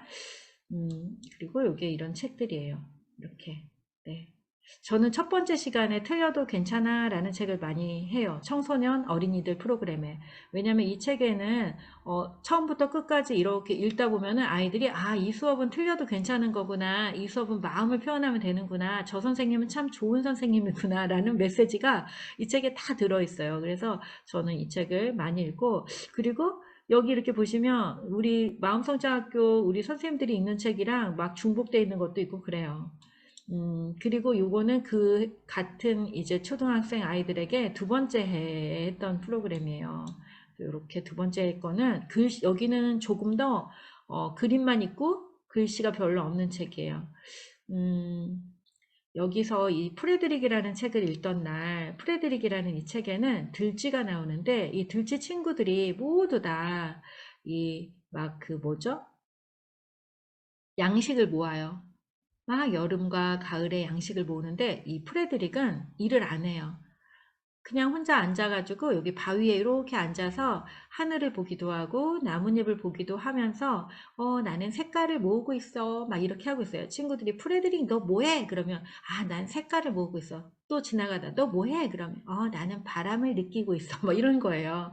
그래서 애들이 참 이상한 애구나 이렇게 생각했어요. 졸린 눈을 하고. 근데 제가 갔던 이 집단에 어떤 아이가 학교에서도 왕따, 집에서도 왕따, 그리고 이 지역 아동센터에서도 왕따인 애가 있었어요. 근데 이 프로그램을 2년 차로 이제 그 집단을 2년 동안 했는데, 여기 이제 두 번째 갔을 때는 제가 그 친구를 위해서 특별히 이 프로그램을 기획했어요. 그래서 이 책을 그 친구라고 동일시를 하면서 제가 프로그램을 짰는데, 그 친구가 이 책을 읽으면서 어, 이제 그걸 경험을 하는 거예요. 조금 더 이야기를 이어가 볼게요. 이 프레드릭이 이제 그렇게 하고 친구들은 양식을 모았잖아요. 그래서 이제 겨울이 되었어요. 그래서 친구들이 겨울이 돼서 이제 땅속에서 막 지내는데 너무 심심하고 따분한 거예요. 그래서 프레드릭을 불러오자 이렇게 한 거예요. 걔가 뭐 모은다 그랬잖아 이렇게. 그래서 프레드릭을 불러와요. 그랬더니 프레드릭이 바위에 딱 올라가는 거예요. 멋지게 올라가서 프레드릭 네가 모았던 거 그것 좀 우리에게 보여줘 이렇게 한 거예요. 그랬더니 프레드릭이 이렇게 그 가을의 햇살과 바람과 막 이런 것들을 얘기한 거예요. 그랬더니 친구들이 감탄을 한 거예요. 와, 프레드릭 너는 꼭 시인 같아. 그랬어요. 프레드릭 너는 시인이야. 이렇게 얘기해 주죠. 그랬더니 프레드릭이 썩소를 탁 날리면서 나도 알아. 이렇게 하는 걸로 끝나요. 그런데 그 모두에게 왕따 취급을 받고 그랬던 친구가 있는데 그 친구가 늘 책을 보는 친구였거든요. 근데 가정이 너무 힘들고 그러니까 책을 처음부터 끝까지 못 읽고 늘 아무 쪽이나 펴서 읽어요. 아무 쪽이나. 그래서 얘가 꼭 사오정 같아요. 뭔가 이렇게 맥락 있는 얘기를 못하고 뭔가 되게 품위 있는 단어들을 많이 사용하는데 맥락이 없어요. 그래서 애들이 더 무시하고 선생님들도 막 너는 책을 안 보는 게 낫겠다 막 이렇게 할 정도였어요. 근데 걔가 이 그림책을 딱 읽는 그 순간 걔를 봤거든요. 걔가 느낀 거예요. 그래서 제가 수업을 이 책을 다 읽어주고 나서 애들한테 마음에 드는 장면을 한번 그려보세요 하고 이렇게 돌아다니면서 걔 옆에 가서 등을 이렇게 만지면서 너는 프레드릭이야 라고 얘기해 줬어요. 그랬더니 걔가 나도 알아요 이러는 거예요. 그래서 아주 전율이 돋는 그런 시간이었어요. 그러면서 걔가 늘 쪼그라들어 있었던 아이고 첫 번째 시간에 갔을 땐 책상에 숨어 있던 여자아이였어요. 그런데 우리 과정을 하면서 아이가 달라지기 시작했었고 이날은 완전히 달라져서 밖으로 나가는데 어깨가 이렇게 펴져서 나가는 거예요. 그리고 그 다음 주에는 선생님이 저한테 물어보기 시작했어요. 무슨 일이 있었던 거예요? 라고요. 왜 그러세요? 그랬더니 걔가 원래 잘 안 씻는 아이거든요. 근데 자기를 씻는다고, 그리고 애가 완전히 다른 아이가 됐다고, 이 어깨가 완전 쫙 펴주고 정말 깨끗하게 잘 씻고 다닌다고, 그러면서 모두 깜짝 놀라셨더라고요. 그림책 한 권이 완전히 동일시를 경험하게 하는 그런 경우였어요. 근데 그런 경우는 아이들과 또 성인들과 나누다 보면 굉장히 많은 순간에 경험하게 돼요. 이거는 이제 2020년 코로나가 되었을 때 제가 마음성장학교는 이렇게 코로나 상황에서 뭘 해야 할까 이런 고민을 좀 하고 있었어요.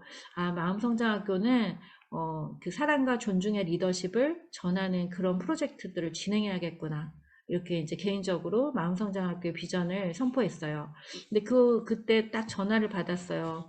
제가 초등학교를 앞에 프로그램을 하면서 이제 초등학교 그만해야지라고 생각했어요.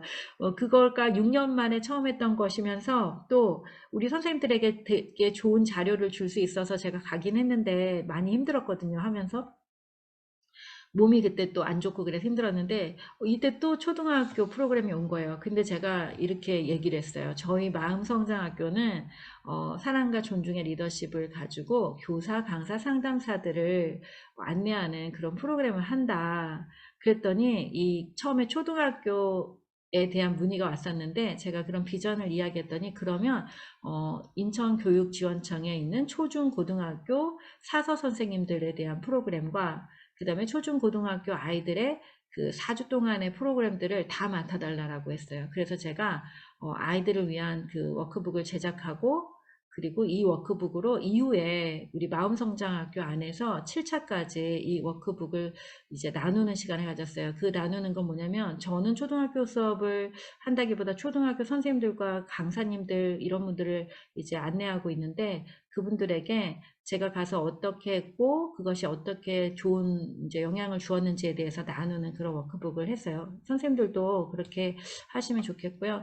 또 2020년과 2021년에는 고립 청년은 어떤 청년들이냐면 뭐 경제적인 고립, 사회적인 고립 또는 뭐 신체적인 어떤 어려움, 질병 이런 것들을 통해서 혼자서 있다가 이렇게 외롭게 뭐 자살하는 청년들도 있고 그렇대요. 그래서 그런 청년들을 발굴해서 그 청년들에게 이제 관계 형성 프로그램을 이제 제공해요. 생명의 전화에서. 근데 그 팀하고 같이 2년 동안 이제 이 프로그램을 기획하고 그리고 지금 올해도 2번, 가을, 여름 학기, 가을 학기 이렇게 해서 운영을 했습니다. 이 2권 앞에 소개한 거랑 요거는 제가 누구든지 사용하실 수 있게 마음성장학교에서 이렇게 판매를 하고 있어요. 워크북을. 그래서 필요하신 분들은 활용하실 수 있게 하고 있고요. 그리고 이제 이런 교육지원청에서 선생님들을 위한 프로그램으로 또 그림책 심리 코칭을 안내를 했어요. 서울시, 인천, 김포, 강원도 뭐 이렇게 교육지원청에서 초중고등학교 사서 선생님들을 위한 프로그램을 운영을 했고요. 그리고 이제 교회 리더들 뭐 이런 곳에서도 문의가 와서 교회 리더들에게 또 그림책 심리 코칭을 통해서 또 안내를 할 수 있는 그런 시간들이 있었습니다. 자, 이제 2번째 책이에요. 나중에 또 이제 오늘 내용 안에서는 저 사례 하나하나에 대해서는 나누지 않았지만 나중에 또 기회가 있으면은 그것을 또 나눌 수 있는 시간이 있으실 거예요. 자, 2번째는요, 이제 감정에 대한 그 키워드를 가지고 책을 또 한 권 읽어볼 건데요. 가르치고 양육하는 분들에게 가장 소원이 뭐냐 그러면 평정심이라고 얘기하셔요. 평정심. 흔들리지 않는 바위 같은 막 이렇게 얘기하시는 거예요. 그래서 정말 힘드시구나. 정말 바위가 되고 싶을 정도로 힘드시구나. 이런 생각을 이제 하게 되죠. 감정에 대한 거를 우리가 알아볼게요. 감정에 책임지는 삶이라는 주제로 그림책 한 권을 준비했는데요. 그림책 읽기 전에 감정에 대한 이야기 조금 나눌게요.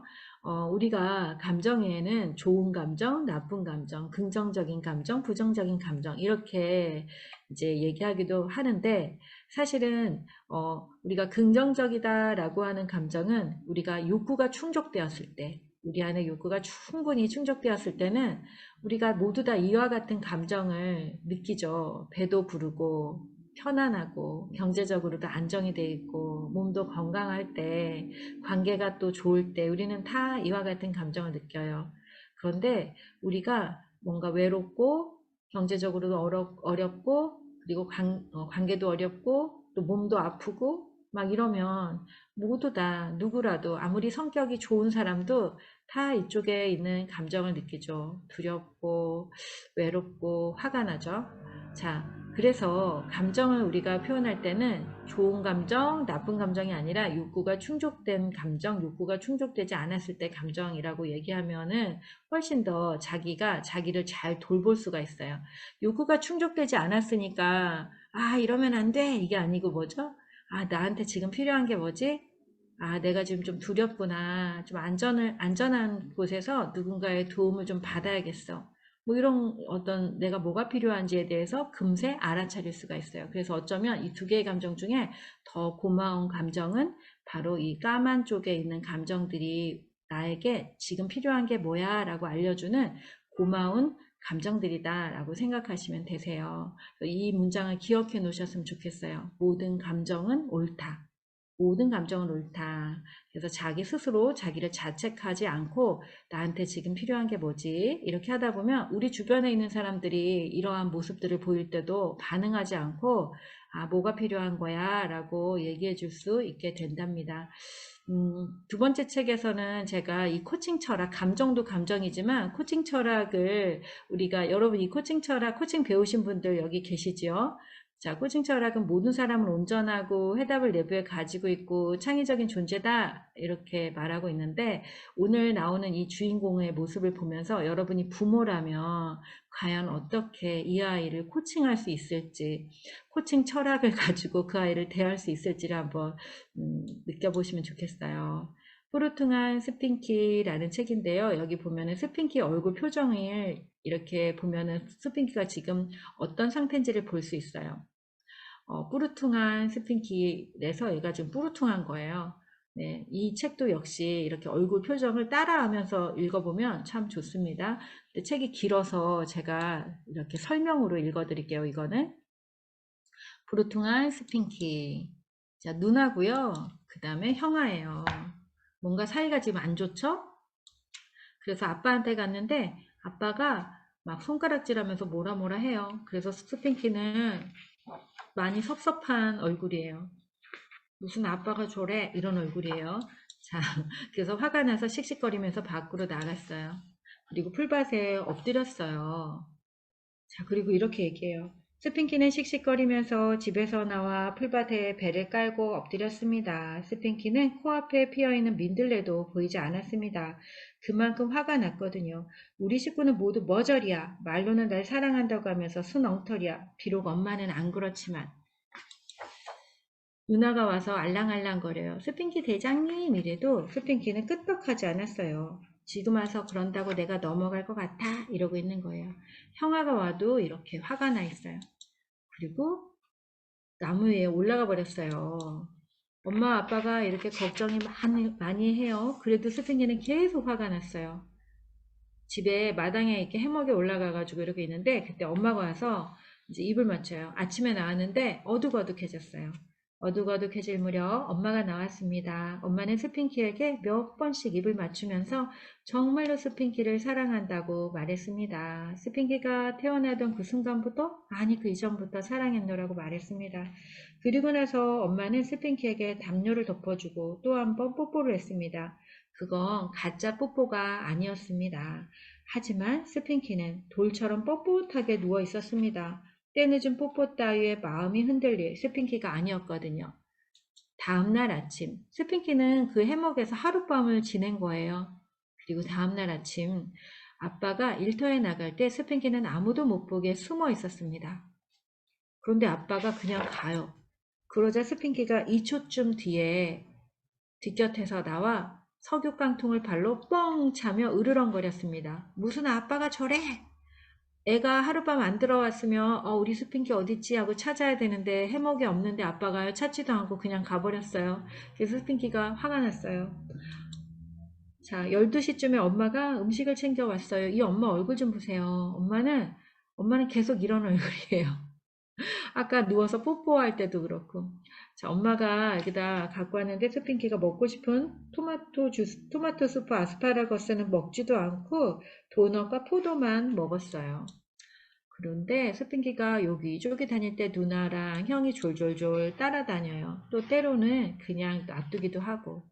그리고 딱 한 번 형이 그 잘난 무릎을 꿇고 자기 때문에 화난 일이 있으면 제발 용서해달라고 빌었어요. 하지만 스핑키는 그 모든 게 역겨울 뿐이었습니다. 이 책이 좋은 점은요, 이런 표현들이 너무 날것이에요. 그래서 형이 막 빌어도 이렇게 하고 있어요. 그리고 엄마가 와서 이렇게 얘기하는데 팔을 축 늘어뜨리고 그러고 있어요. 국숫가루처럼 늘어뜨리고. 그리고 누나가 꽃을 갖다 줬는데 꽃도 던져버렸어요. 4시쯤에 서커스단이 집 앞으로 막 행진해 갔어요. 와, 스핑키야, 저것 봐. 어릿광대도 있고 네가 좋아하는 코끼리도 있네. 그런데 스핑키는 절대로 뒤돌아보지 않아요. 무슨 식구들이 이래? 처음에는 나를 엉망으로 휘저어놓고는 이제 와서 서커스단을 구경하라고? 이러고 있는 거죠. 안 봐요. 친한 친구들이 와가지고 막 장난을 노는데도 와, 스핑키는 끄떡하지 않아요. 그래서 친구들도 가버렸어요. 대단하죠? 그날 저녁, 이제 두 번째 날 저녁이 된 거예요. 그날 저녁 아빠가 스핑키에게 긴 설교를 시작했습니다. 아빠는 말씀하시기를 스핑키가 나이 값을 못하고 애처럼 군다고 해도 식구들은 스핑키를 사랑한다고 했습니다. 사실 아빠가 이 사실을 모르는 것 같은데 스핑키는 여느 아이들과 다를 바 없는 아주 정상적인 아이랍니다. 스핑키 지금 이런 거 본 적 있으세요, 여러분? 저는 제 아들이 중학교 때 이렇더라고요. 무슨 얘기를 하면 이렇게 유체이탈. 몸은 여기 있으나 영혼은 여기 없는. 자, 그리고 이 책이 얼마나 오래된 책인지가 여기 나와요. 담배가 이렇게, 아이 그림책에 담배가 이렇게 연기까지. 그리고 아빠가 애 앞에서 이렇게 담배를 피면서 좋은 아빠 코스프레를 하고 있는데 이 장면을 이렇게 띄워놓고 보면 아빠는 참 인자하고 표정이 아주 그냥 너무나 따뜻한데 이 둘 사이의 그 관계를 보면은 이 둘 사이엔 지금 눈을 안 마주치고 있죠, 둘이 서로. 그래서 상대가 무슨 이야기를 하는지 서로 몰라요. 두 번째가 압권이에요. 자, 스핑키가 이제 귀를 막아버렸어요. 스핑키는 아빠의 그 허튼 소리를 안 들으려고 두 손으로 귀를 막았습니다. 아무도 스핑키가 자기만의 생각과 감정이 있는 사람이라는 걸 이해하지 못하는 것 같았습니다. 이해하기는커녕 그런 사실을 알아차리지도 못하는 것 같았으니까요. 이 세상이 스핑키에게 함부로 대했고 그래서 스핑키도 이 세상을 싫어하기로 했습니다. 모든 살아있는 것들을 포함해서요. 아참, 동물들만 빼고요. 살아있는 걸 다 싫어하기로 했대요. 그리고 여기에서 이런 얘기가 나오잖아요. 아빠가, 여기요. 아무도 스핑키가 자기만의 생각과 감정이 있는 사람이라는 걸 이해하지 못하는 것 같았습니다. 그래서 스핑키가 이렇게 한 거예요. 왜 이런 얘기를 하냐면 앞에 장면에서 아빠가 뭐라고 해요? 이렇게요. 스핑키가 나이 값을 못하고 애처럼 군다고 해도 식구들은 스핑키를 사랑한다고 했어요. 우리가 많이 하는 대화의 방법인 것 같아요. 너가 공부 못해도 괜찮아. 공부 못해도 우린 너를 사랑해. 우리가 이러잖아요. 근데 사실 애들은 공부 못하는 게 안 괜찮거든요. 그래서 그런 말이 전혀 도움이 안 돼요. 그래서 어쩌면 부모님들이 아이의 눈을 보지 않고 자기가 좋은 사람이 되어서 그런 말을 하고 있지 않나 그런 생각도 좀 해봐요. 자, 가족들이요 회의를 했어요. 스핑키가 더 이상 불행하게 느끼는 걸 볼 수가 없었어요. 그래서 식구들은 가족 회의를 열었습니다. 아빠가 두 군데나 전화를 걸었어요. 그래서 할머니가 온 거예요. 자, 할머니, 스핑키 눈 좀 보세요. 손을 막 어떻게 할지 모르죠. 제일 좋아하는 할머니와 할머니가 또 좋아하는 사탕을 사갖고 왔어요. 하지만 어때요? 스핑키는 참았어요. 결국 할머니도 이 세상에 속한 사람이고 스핑키는 더 이상 이 세상과 친하지 않기로 했으니까요. 그래서 스핑키는 이 고비를 넘겨요. 그리고 그런데 이제 어떡하죠? 와, 큰일 났네요. 어떡해요? 네. 자, 삐에로가 나타났는데 삐에로 광대 아저씨는 이제 참을 수가 없었어요. 광대는 제3자 사람이라고 생각을 안 했나 봐요, 얘는. 그래서 스핑키야, 우린 너를 사랑해 라는 표지판을 갖고 초콜릿칩 아이스크림, 바나나, 피스타치오를 갖고 나타났는데 스핑키가 활짝 웃었어요. 그런데 저기 뒤에 보니까 아빠가 주머니에 손을 넣고 담뱃대를 물고 이렇게 웃고 있는 거예요. 아하, 알겠군. 어찌된 일인지 알겠군. 광대 아저씨는 바로 식구들이 보낸 거였어요. 좋아. 그렇다면 절대 웃을 수 없지. 이러면 스핑키가 그날 밤 다시 세 번째 날 밤이 되는 거예요. 자, 하루 종일 식구들 모두가 끔찍하게 친절하고 끔찍하게 배려해 주었습니다. 비가 내리기 시작하자 엄마는 방수포를 가져다 덮어주었고 아빠는 비치 파라솔을 세워주었습니다. 이렇게요. 그리고 누나랑 형이 또 케이크와 샌드위치도 갖다 주었대요. 근데 여기도 너무 재밌는 건 엄마랑 할머니는 이렇게 둘 다 걱정을 안 해요. 이 집은 둘 다 웃고 있어요. 도대체 어떻게 이렇게 할 수 있는지 참 궁금하죠. 그리고 그날 밤 비가 막 내리는데 스피키는 이제 혼자 있게 된 거예요. 자, 누구나 이렇게 깜깜한 밤을 통과할 때 혼자 있게 되면 모든 사람들이 정말 궁극의 상태를 경험하게 되는 것 같아요. 스핑키도 이렇게 생각하게 돼요. 어쩌면 식구들이 잘 몰라서 그랬는지도 몰라. 어쨌든 지금은 잘 하려고 노력하고 있잖아. 식구들이 나한테 그렇게 군 게 꼭 식구들만의 잘못일까? 스핑키는 이제 화가 대충 풀렸습니다. 하지만 자존심이 있지. 지금까지 이렇게 고생했는데 갑자기 태도를 싹 바꿔서 헤헤 거릴 순 없잖아? 그럴 순 없지.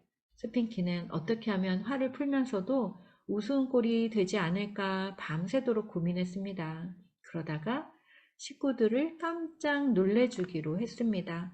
동이틀 무렵 스핑키는 집 안으로 살금살금 기어들어가 비밀 작업을 하느라 아주 바쁘게 움직였어요. 그리고 이렇게 짜잔 아침이 되었어요. 아침이 되자 식구들은 모두 잠에서 덜 깬 찌무룩한 기분으로 식당으로 내려왔습니다. 눈앞에 갖가지 음식들이 차려져 있고 울긋불긋하게 차려입은 식구들을 초대한다는 것이었습니다. 자, 식구들이 막 엄청 웃고 함께 스핑키의 성장을 축하해주고 있어요.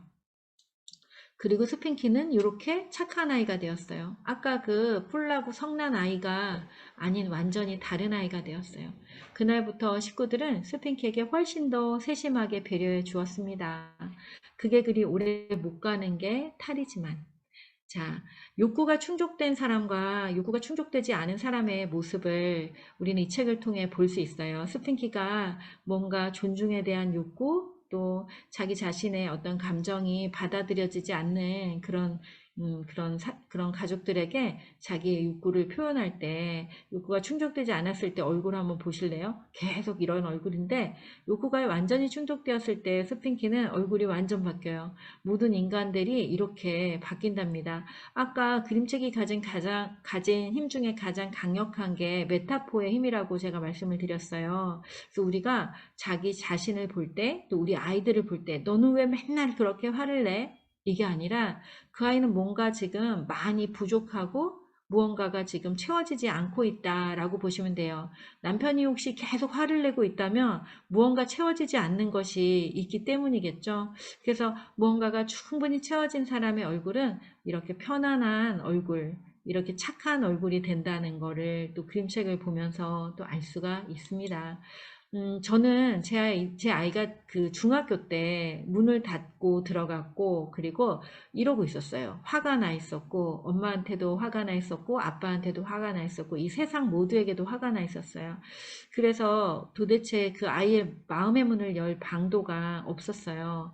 그런데 야단도 쳐보고 소리도 질러보고 정말 미친년처럼 막 했던 행동도 있었어요. 그래서 제가 그때 내가 왜 이러지? 내가 완전 미쳤나 봐. 이렇게 스스로 막 얘기할 정도였는데, 그때 제가 우리 아이와 7살 때 읽었던 그림책이거든요. 그래서 이 그림책이 좀 누런 거예요. 우리 아이와 7살 때 읽었던 그림책을 40이 넘은 나이에 다시 펼쳐 읽었는데, 그때 이 엄마의 모습이 저한테는 너무나 인상적으로 다가오더라고요. 그리고 이 문장이요. 이 엄마가 화가 잔뜩 나 있는 아이에게 그 아이에게 반응하지 않고 그 아이를 사랑하는 마음을 잃지 않고 지키면서 이렇게 얘기해요. 스핑키야, 엄마가 너를 얼마나 사랑하는 줄 알아?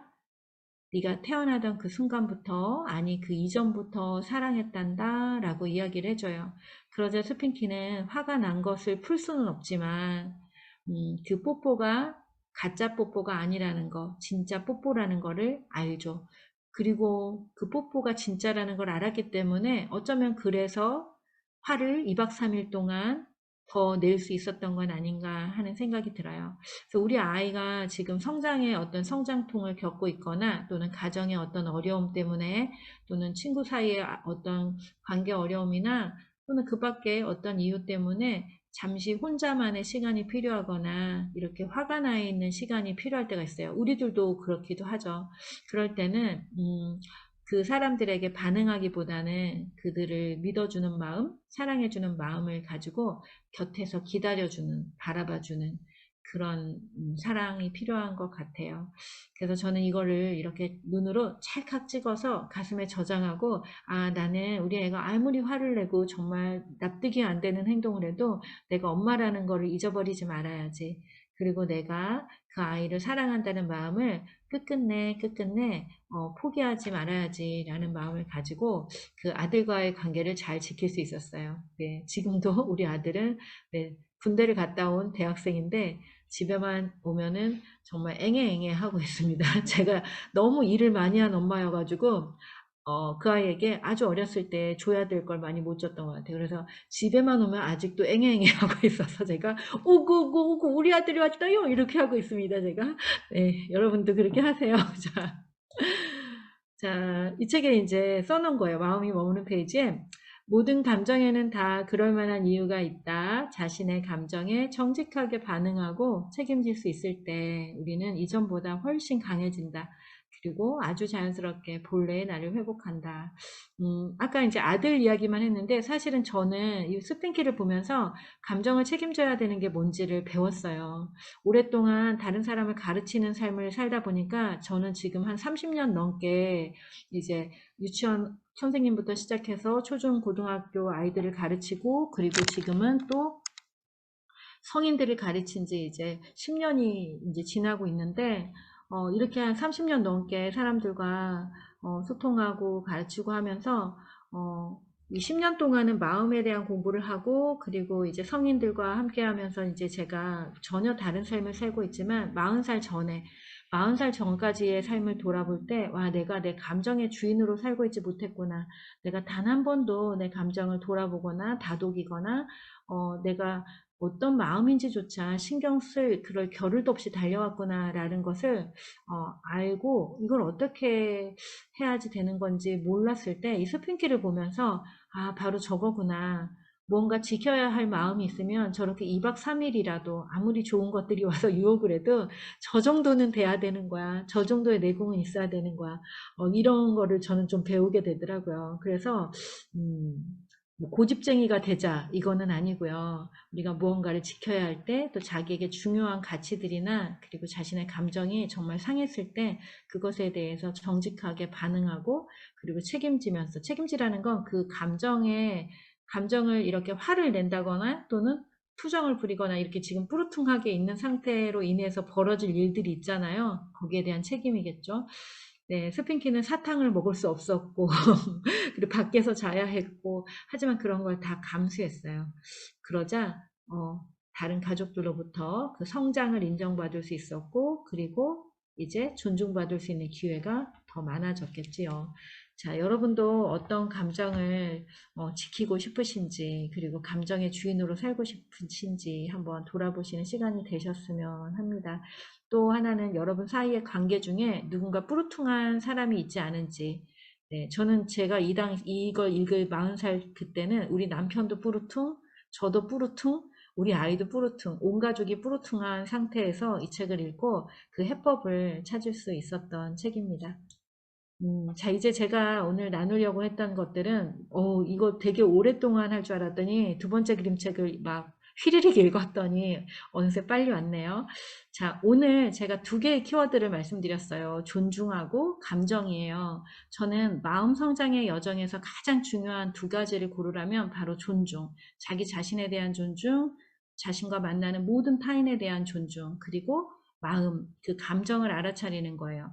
마음 공부가 도대체 언제 끝나요? 라고 질문들을 많이 하세요. 근데 제가 마음 공부를 한 10년 동안 하다 보니까 마음 공부는 내가 내 마음의 상태를 느끼고 지금 여기 내가 어떤 상태인지 그래서 그 상태에 따라서 나를 돌보고 나를 표현하고 그렇게 살아가면 그 마음 공부 끝난 거예요. 마음은 늘 들어왔다 나가는 것이고 마음이 들어왔다 나갈 때 마음 안녕하고 마음을 맞이할 수 있으면 그래서 그 마음대로 살아갈 수 있으면 마음 공부가 끝난 것이 아닌가라고 생각합니다.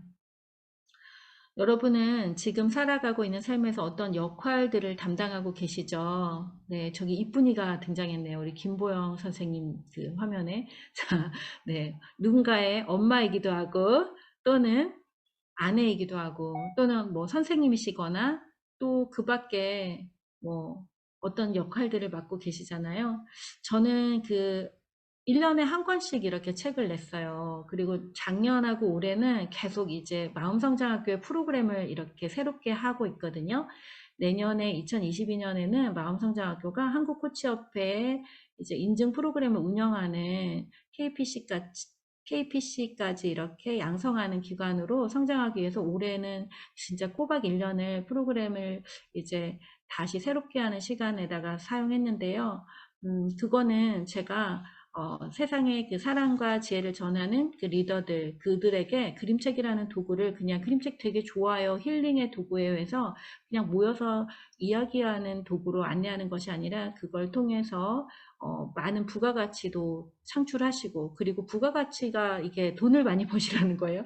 돈을 많이 번다는 건 사람들에게 필요한 거를 주는 거죠. 그래서 여러분들이 나만 좋은 것이 아니라 나에게 정말 좋았다면 그걸 정말 사랑해 보면 좋아요. 그래서 내가 어떤 것을 정말 사랑할 때 그것을 남에게 잘 전해줄 수가 있게 되고, 내가 정말 사랑하는 것들을 전해줄 때 그들에게도 똑같이 도움이 되는 그런 도구들이 되는 것 같아요. 그래서 그렇게 사용하시게 아주 체계적인 방법으로 안내하기 위해서 그런 작업들을 했습니다. 제가 이 지구에서 맡고 있는 포지션이 뭘까 이렇게 생각을 해봤어요. 늘 항상 책을 쓸 때는 내가 1년만 살 수 있다면 내가 지금 뭘 해야 하지? 라는 생각을 하면서 책을 썼거든요. 근데 지금 이제 그때 이제 한때 처음에 책을 쓸 때는 너무 유명해지면 어떡하지 이런 고민을 했어요. 되게 우습게도 정말요. 그래서 저는 아직도 유명해질까 봐 겁을 내고 있단 말이에요. 왜냐면 너무 나는 몸이 약해 막 이러고 있거든요, 제가. 그런데 그러면서 정한 포지션이, 나는 유명해지려고 하는 사람들, 영향력을 크게 발휘하고 싶어 하는 사람들의 의식 성장과 마음 성장을 도와줄 거야. 왜? 그래야 세상이 더 좋아지니까. 라고 했어요. 그래서 지금 10년 동안 만난 되게 많은 리더들이 진짜 세상에서 엄청나게 영향력 있는 일들을 하고 있어요. 다 예쁘게 생겼어요, 그들이 다. 그래서 저는 제가 얼굴이 좀 안 되기 때문에 나는 그들의 뒤에서 이제 이렇게 후원해주고 고민할 게 있으면 와서 얘기하고 하는 그런 이제 그 친정 엄마 같은 역할을 내가 담당해야지 하는 게 제가 이 지구에서 맡고 싶은 역할입니다. 여러분은 어떤 꽃으로 또 어떤 모습으로 어떤 향기를 전하는 사람으로 살고 싶으세요? 자, 오늘 강의를 들으면서 뭔가 인상적인 것이 있었다면 그것에 빗대어서 또 사용하셔서 이렇게 한번 표현해 주셔도 좋을 것 같고요. 또 이제 강의를 마치려고 하는데 요거에 대해서 우리가 잠시 나누고, 그리고 네, 뒤에 광고나 이런 것도 있으실 것 같아요. 그걸 또 나눌게요. 자, 오늘 여정을 통해서 나는 어떤 사람으로 살아가고 싶은지에 대해서 앞에 이렇게 들었던 뭐 엄마도 나오고 또 안아줘 책도 읽었고, 그 다음에 푸르퉁한 스fin기 2권의 책을 읽었는데 그걸 보면서 느끼셨던 거를 담아서 쓰셔도 좋고 그냥 쓰셔도 좋고, 우리 채팅창에다가 나는 어떤 일을 하고 있는데 뭐 한번 생각해 보시면 좋겠어요. 내가 어떤 사람으로 살고 싶다라는 거를 네, 남겨주시거나, 근데 지금 올라오는 게 없다 보니까 제가 좀, 네, 아니면 오늘, 네, 선한 일, 네. 아니면 이렇게 할까요? 네. 오늘 강의, 아직 안 쓰신 분들은 오늘 강의에서 그 2가지 책 읽고 또 다른 책도 얘기도 해드렸는데, 그 강의 들으면서 뭔가 알게 되신 거, 그 다음에 뭐 느끼신 거, 또 적용하고 싶으신 거나 질문이나 이런 거를 써주시면은, 네, 그걸 같이 나눌게요.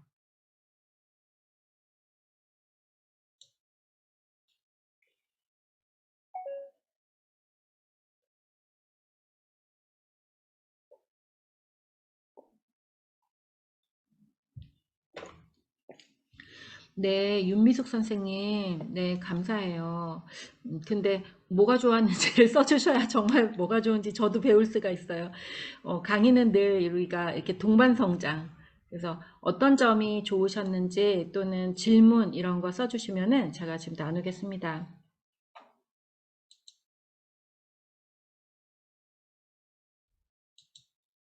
네. 목소리를 들려주실 수 있는 분은 목소리를, 우리 김은주 선생님, 우리 이거 목소리로 같이 얘기해 주실래요? 네.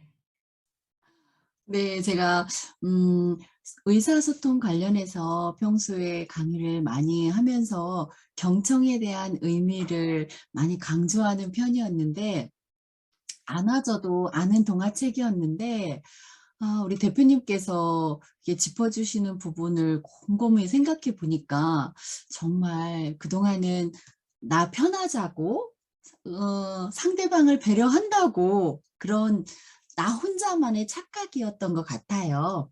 그래서 정말 진정한 배려가 아닌 나의 이기심, 나의 가진 고정관념이나 편견으로 이 사람이 이런 거 필요할 것이다.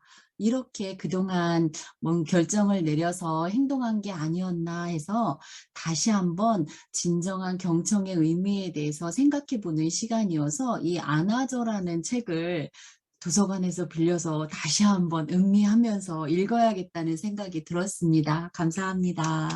네, 와, 네, 와. 이 뭐죠? 딜리버리가 아주 정말 역시 강사님이 최고 강사님이십니다. 네.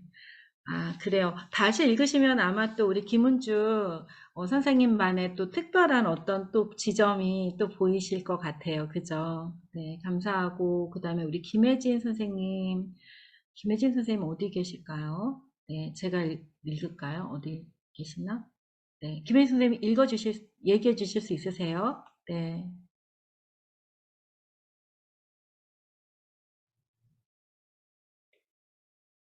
네. 아, 지금 제가 읽을게요. 이거 얘기해 주실 수 있어요? 네. 지금 특수교사로 근무 중이시고, 아이들과 부모님의 마음을 두루 살필 수 있는 사람이었으면 좋겠습니다. 물론 제 아이들에게도 그런 엄마가 되고 싶어요. 안아줘 책 많이 기억에 남습니다. 제가 아까 그 인천교육청 그 사주 프로그램을 사실은 중학교 장애학급 친구들하고도 나눴어요. 중학교 1, 2, 3학년 장애학급 친구들인데 중증장애 친구들하고 경계선 장애 친구가 한꺼번에 있었는데 거의 교사반, 그러니까 이렇게 도와주시는 선생님들이 계시잖아요. 반반, 학생반 이렇게 읽었는데 사주를 딱 진행을 했는데 아이들이 엄청난 변화가 있었어요.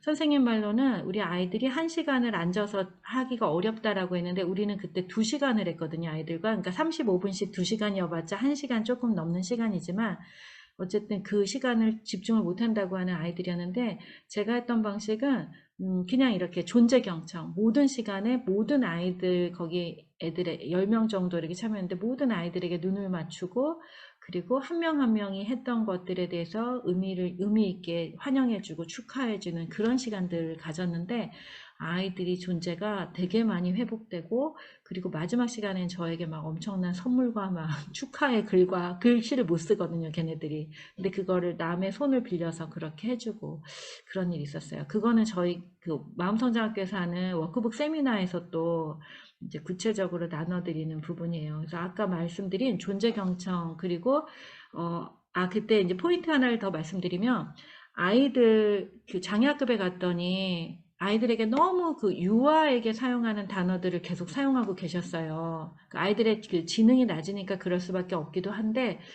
저는 근데 그냥 선생님들에게 하는 것과 같은 톤으로 같은 내용을 거의 안냈어요, 애들에게.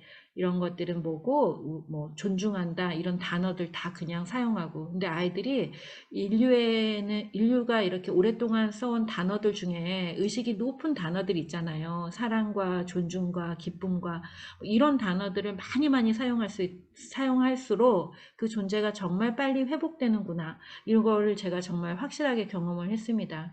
그리고 제가 작년에 했던 사례 중에 하나는 청각장애 청각장애를 가지신 분들과 이 그림책은 아니었는데 그분들에게도 내용은 동일해요. 저는 모든 내용이 다 동일한데 거의 제가 하는 메시지는 존중에 대한 메시지예요. 근데 청각장애자 리더분들인데 강의가 왔을 때 이런 마음이었어요. 이제 초등학교를 가고 싶지 않았지만 중학교를 가면서 우리 선생님들에게 이걸 나눠줘야지라는 마음으로 가서 정말 열심히 했고 그리고 갔다 와서 느낀 건 이거예요. 내가 이제 이 마음에 대해서, 의식에 대해서 되게 어렵고 심오하게 알려드려야 전달이 된다고 생각했는데 오랫동안 그렇게 생각했어요. 그래서 아무에게나 잘 안 가르쳐 드렸어요. 강의를 잘 안 했단 말이에요.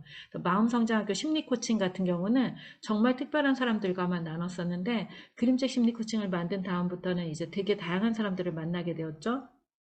근데 아이들과 또 장애학급 친구들을 만난 다음에 이런 마음이 들었어요. 여러분 그거 아세요? 실리콘밸리나 이런 데서 이제 그 막 교수님들이나 이런 사람이 뭔가 프로젝트를 새로 만들거나 뭔가 발명을 하거나 이러면 일부러 초등학교에 가서 초등학교 아이들에게 그걸 강의를 한대요. 박사님이 이런 걸 만들었는데 이러면 한대요. 그 이유는 그렇게 초등학생도 이해할 수 있어야 정말 좋은 거다. 이렇게 생각하기 때문이래요. 근데 제가 그 장애아급 친구들과의 경험 속에서 너무 특별한 경험을 한 거예요. 저는 사실 장애아급이랑 한 건 처음이었거든요. 근데 가기 전에 우리 선생님들한테 물어봤어요. 원예치료사 선생님들이 장애 친구들을 많이 만나더라고요. 그래서 우리 원예치료사 선생님들이 많이 오시는데 물어봤어요. 선생님, 내가 장애아급 친구들하고 잘하려면 내가 뭘 어떻게 해야 돼요? 물어봤어요. 그때 우리 선생님이, 우리 마음성장학교 오신 선생님이 이제 이러는 거예요. 선생님, 걔네들이 더 착해요. 이러는 거예요. 걔네들이 더 착해요. 걔네는 그냥 아주 착해서 저는 더 좋던데요. 이러시더라고요. 그분은 저보다 연세가 10살도 더 넘으신 분이셨어요. 그래서 그분의 말을 믿고 가서 봤더니 정말 천사들이더라고요. 천사들. 그래서 우리가 존재를 어떤 선입견, 아까 그 코끼리 엄마 있잖아요. 코끼리 엄마처럼 누군가를 볼 때 머릿속에 이미 어떤 판단을 가지고 보면은 가까이 다가가기가 더 어렵고, 제가 그 선생님의 말을 듣고, 그렇지, 내가 그런 바보 같은 질문을 왜 했을까, 이런 생각이 그때서야 들더라고요.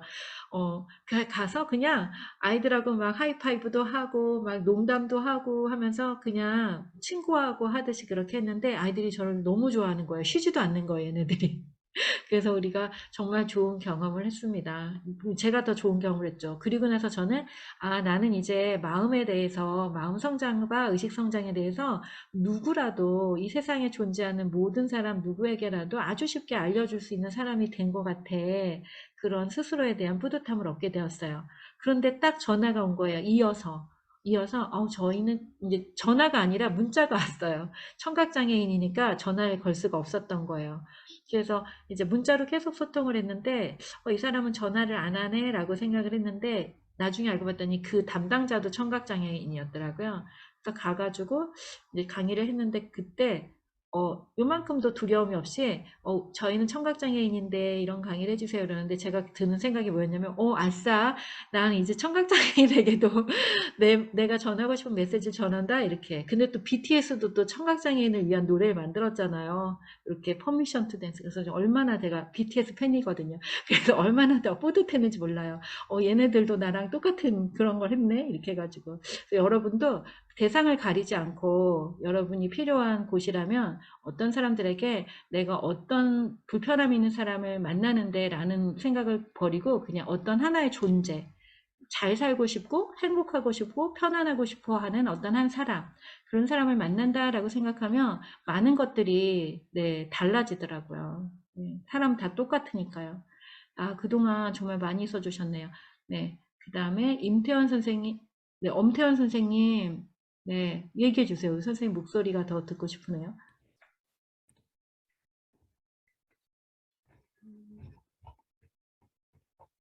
네. 안아줘라는 그림책을 접하면서 감정이입이라는 것이 얼마나 중요하고 상대에 대한 예민한 감수성 또한 무엇보다 중요하다는 것을 다시 한번 깨달았습니다.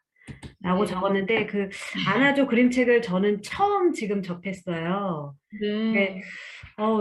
저는 너무 감동이에요, 책이. 그래서 네. 어떤 그런 책들을 보면 좀 그런 선입견이 있었던 것 같아요. 너무 이제 유아적인 그림책. 근데 그게 감정이입이 안 됐던 거죠. 그리고 그냥 내 감정, 그냥 그 책을 읽고, 나는 이런 느낌이었어. 근데 그 이상의 그 주인공이 정말 돼봐서 온전히 감정이입을 하니까, 책이 너무 다르게 다가오고, 정말 0세부터 100세까지 그림책 맞구나. 라고 다시 한번 깨달았고, 이 네. 책으로 우리 아이들 그리고 어른들 수업해야겠다라는 생각이 또 들었어요. 네, 그 책은 진짜 다양한 집단에 썼네요. 제가 다문화 가정에서도 엄마랑 아이랑 관계회복 프로그램에 썼어요. 어떻게 했냐면 안아줘 나올 때마다 안아주기. 근데 그거를 한 3번 읽었어, 3번. 되게 짧잖아요. 근데 3번 다 너무 좋아하는 거예요. 처음에는 안 안으려고 그래요, 엄마인데도. 왜냐면 관계가 안 좋으니까. 언제 안아줬다 그래? 막 이랬는데 계속 이렇게 안아줬어요. 우리가 마칠 시간이 되어서 잠시 여기 써주신 것들 제가 다 읽을 거고요. 우리 여기 대표님한테 양해를 구하고 우리 질문하실 분이나 있으시면 그때 이제 또 할게요. 마음성장학교 소개고요. 저희 이제 제가 이제 마칠 건데 요거 하나 보여드리고 마칠게요. 마음성장학교 여기 들어가셔서 이제 검색하셔서 또 보시면 되시고 12월 과정, 1월 과정이 있습니다. 자, 대표님 나오세요.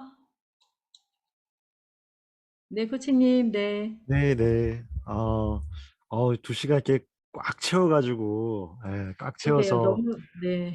너무 이렇게 따뜻한 시간을 만들어주셔서 너무너무 감사드립니다. 일단 2시간 동안 너무너무 애써주시고 마음을 나눠주신 우리 김은미 대표님께 감사의 박수 한번 다시 한번 부탁드리겠습니다. 감사합니다. 네, 감사합니다. 저도 이렇게 오늘 2시간 특강을 들으면서, 그림책이라고 하는 게 정말로 여러 사람들에게 도움이 될 수 있는 또 내 마음을 들여다볼 수 있는 굉장히 좋은 도구구나라고 하는 그림책의 재발견? 예, 네. 그림책을 재발견하는 시간이었고요. 그리고 이 그림책으로 마음 코칭을 하시다 보니까 그 김은미 대표님한테 그 그림책의 따뜻한 정서가 이렇게 녹아 있는 것 같아요. 그냥 이게 거의 뭐 그 하나의 일체가 되신 것 같은 그런 느낌이 저는 들거든요. 그래서 네. 그런 따뜻함이 저한테도 굉장히 전달이 됐고, 저는 이렇게 이야기를 들으면서 그 존재 경청, 이렇게 눈 맞춤에 대한 이야기 나올 때, 박보검 이야기 나올 때, 저는 이렇게 늘 박보검의 눈빛으로 이렇게 아내를 보는데, 아, 진짜요? 아내는 그럴 때마다 제 눈을 이렇게 쓱 가리더라고요. 네, 마음성장학교에 한번 오게 하시면 네. 좋을 것 같습니다. 부담스러운지, 네. 네.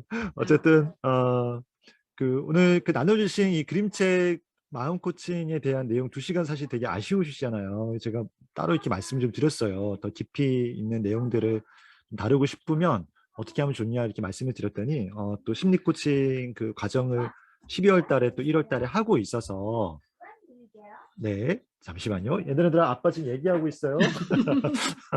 지금 저희는 아닙니다. 네.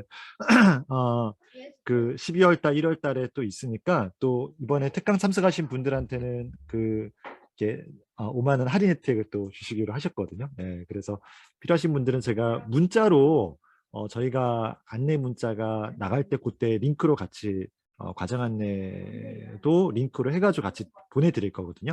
네, 그래서 참고하셔서 필요하신 분들은 네, 활용하시면 좋겠습니다. 오늘 2시간 특강 들으시고 간단하게 특강에 대한 짧은 소감을 채팅창에 남기셨지만은 개인 블로그나 아니면 저희 네이버 카페 주소 이렇게 링크 같이 보내드릴 거예요. 네, 같이 보내드리면 거기서 필요하신 분들 남겨주시면요 저희가 또 작은 선물 또 나누도록 하겠습니다. 오늘 2시간 너무너무 집중해서 들어주셔서 감사드리고요. 다음에 또 좋은 기회로 또 찾아뵙도록 하겠습니다. 네, 오늘 금요일 밤이네요. 네, 편안하고 넉넉하고 즐거운 주말 보내시고요. 네, 다음에 또 뵙도록 하겠습니다. 김은미 대표님 감사합니다. 네, 감사합니다. 네, 수고 많으셨습니다.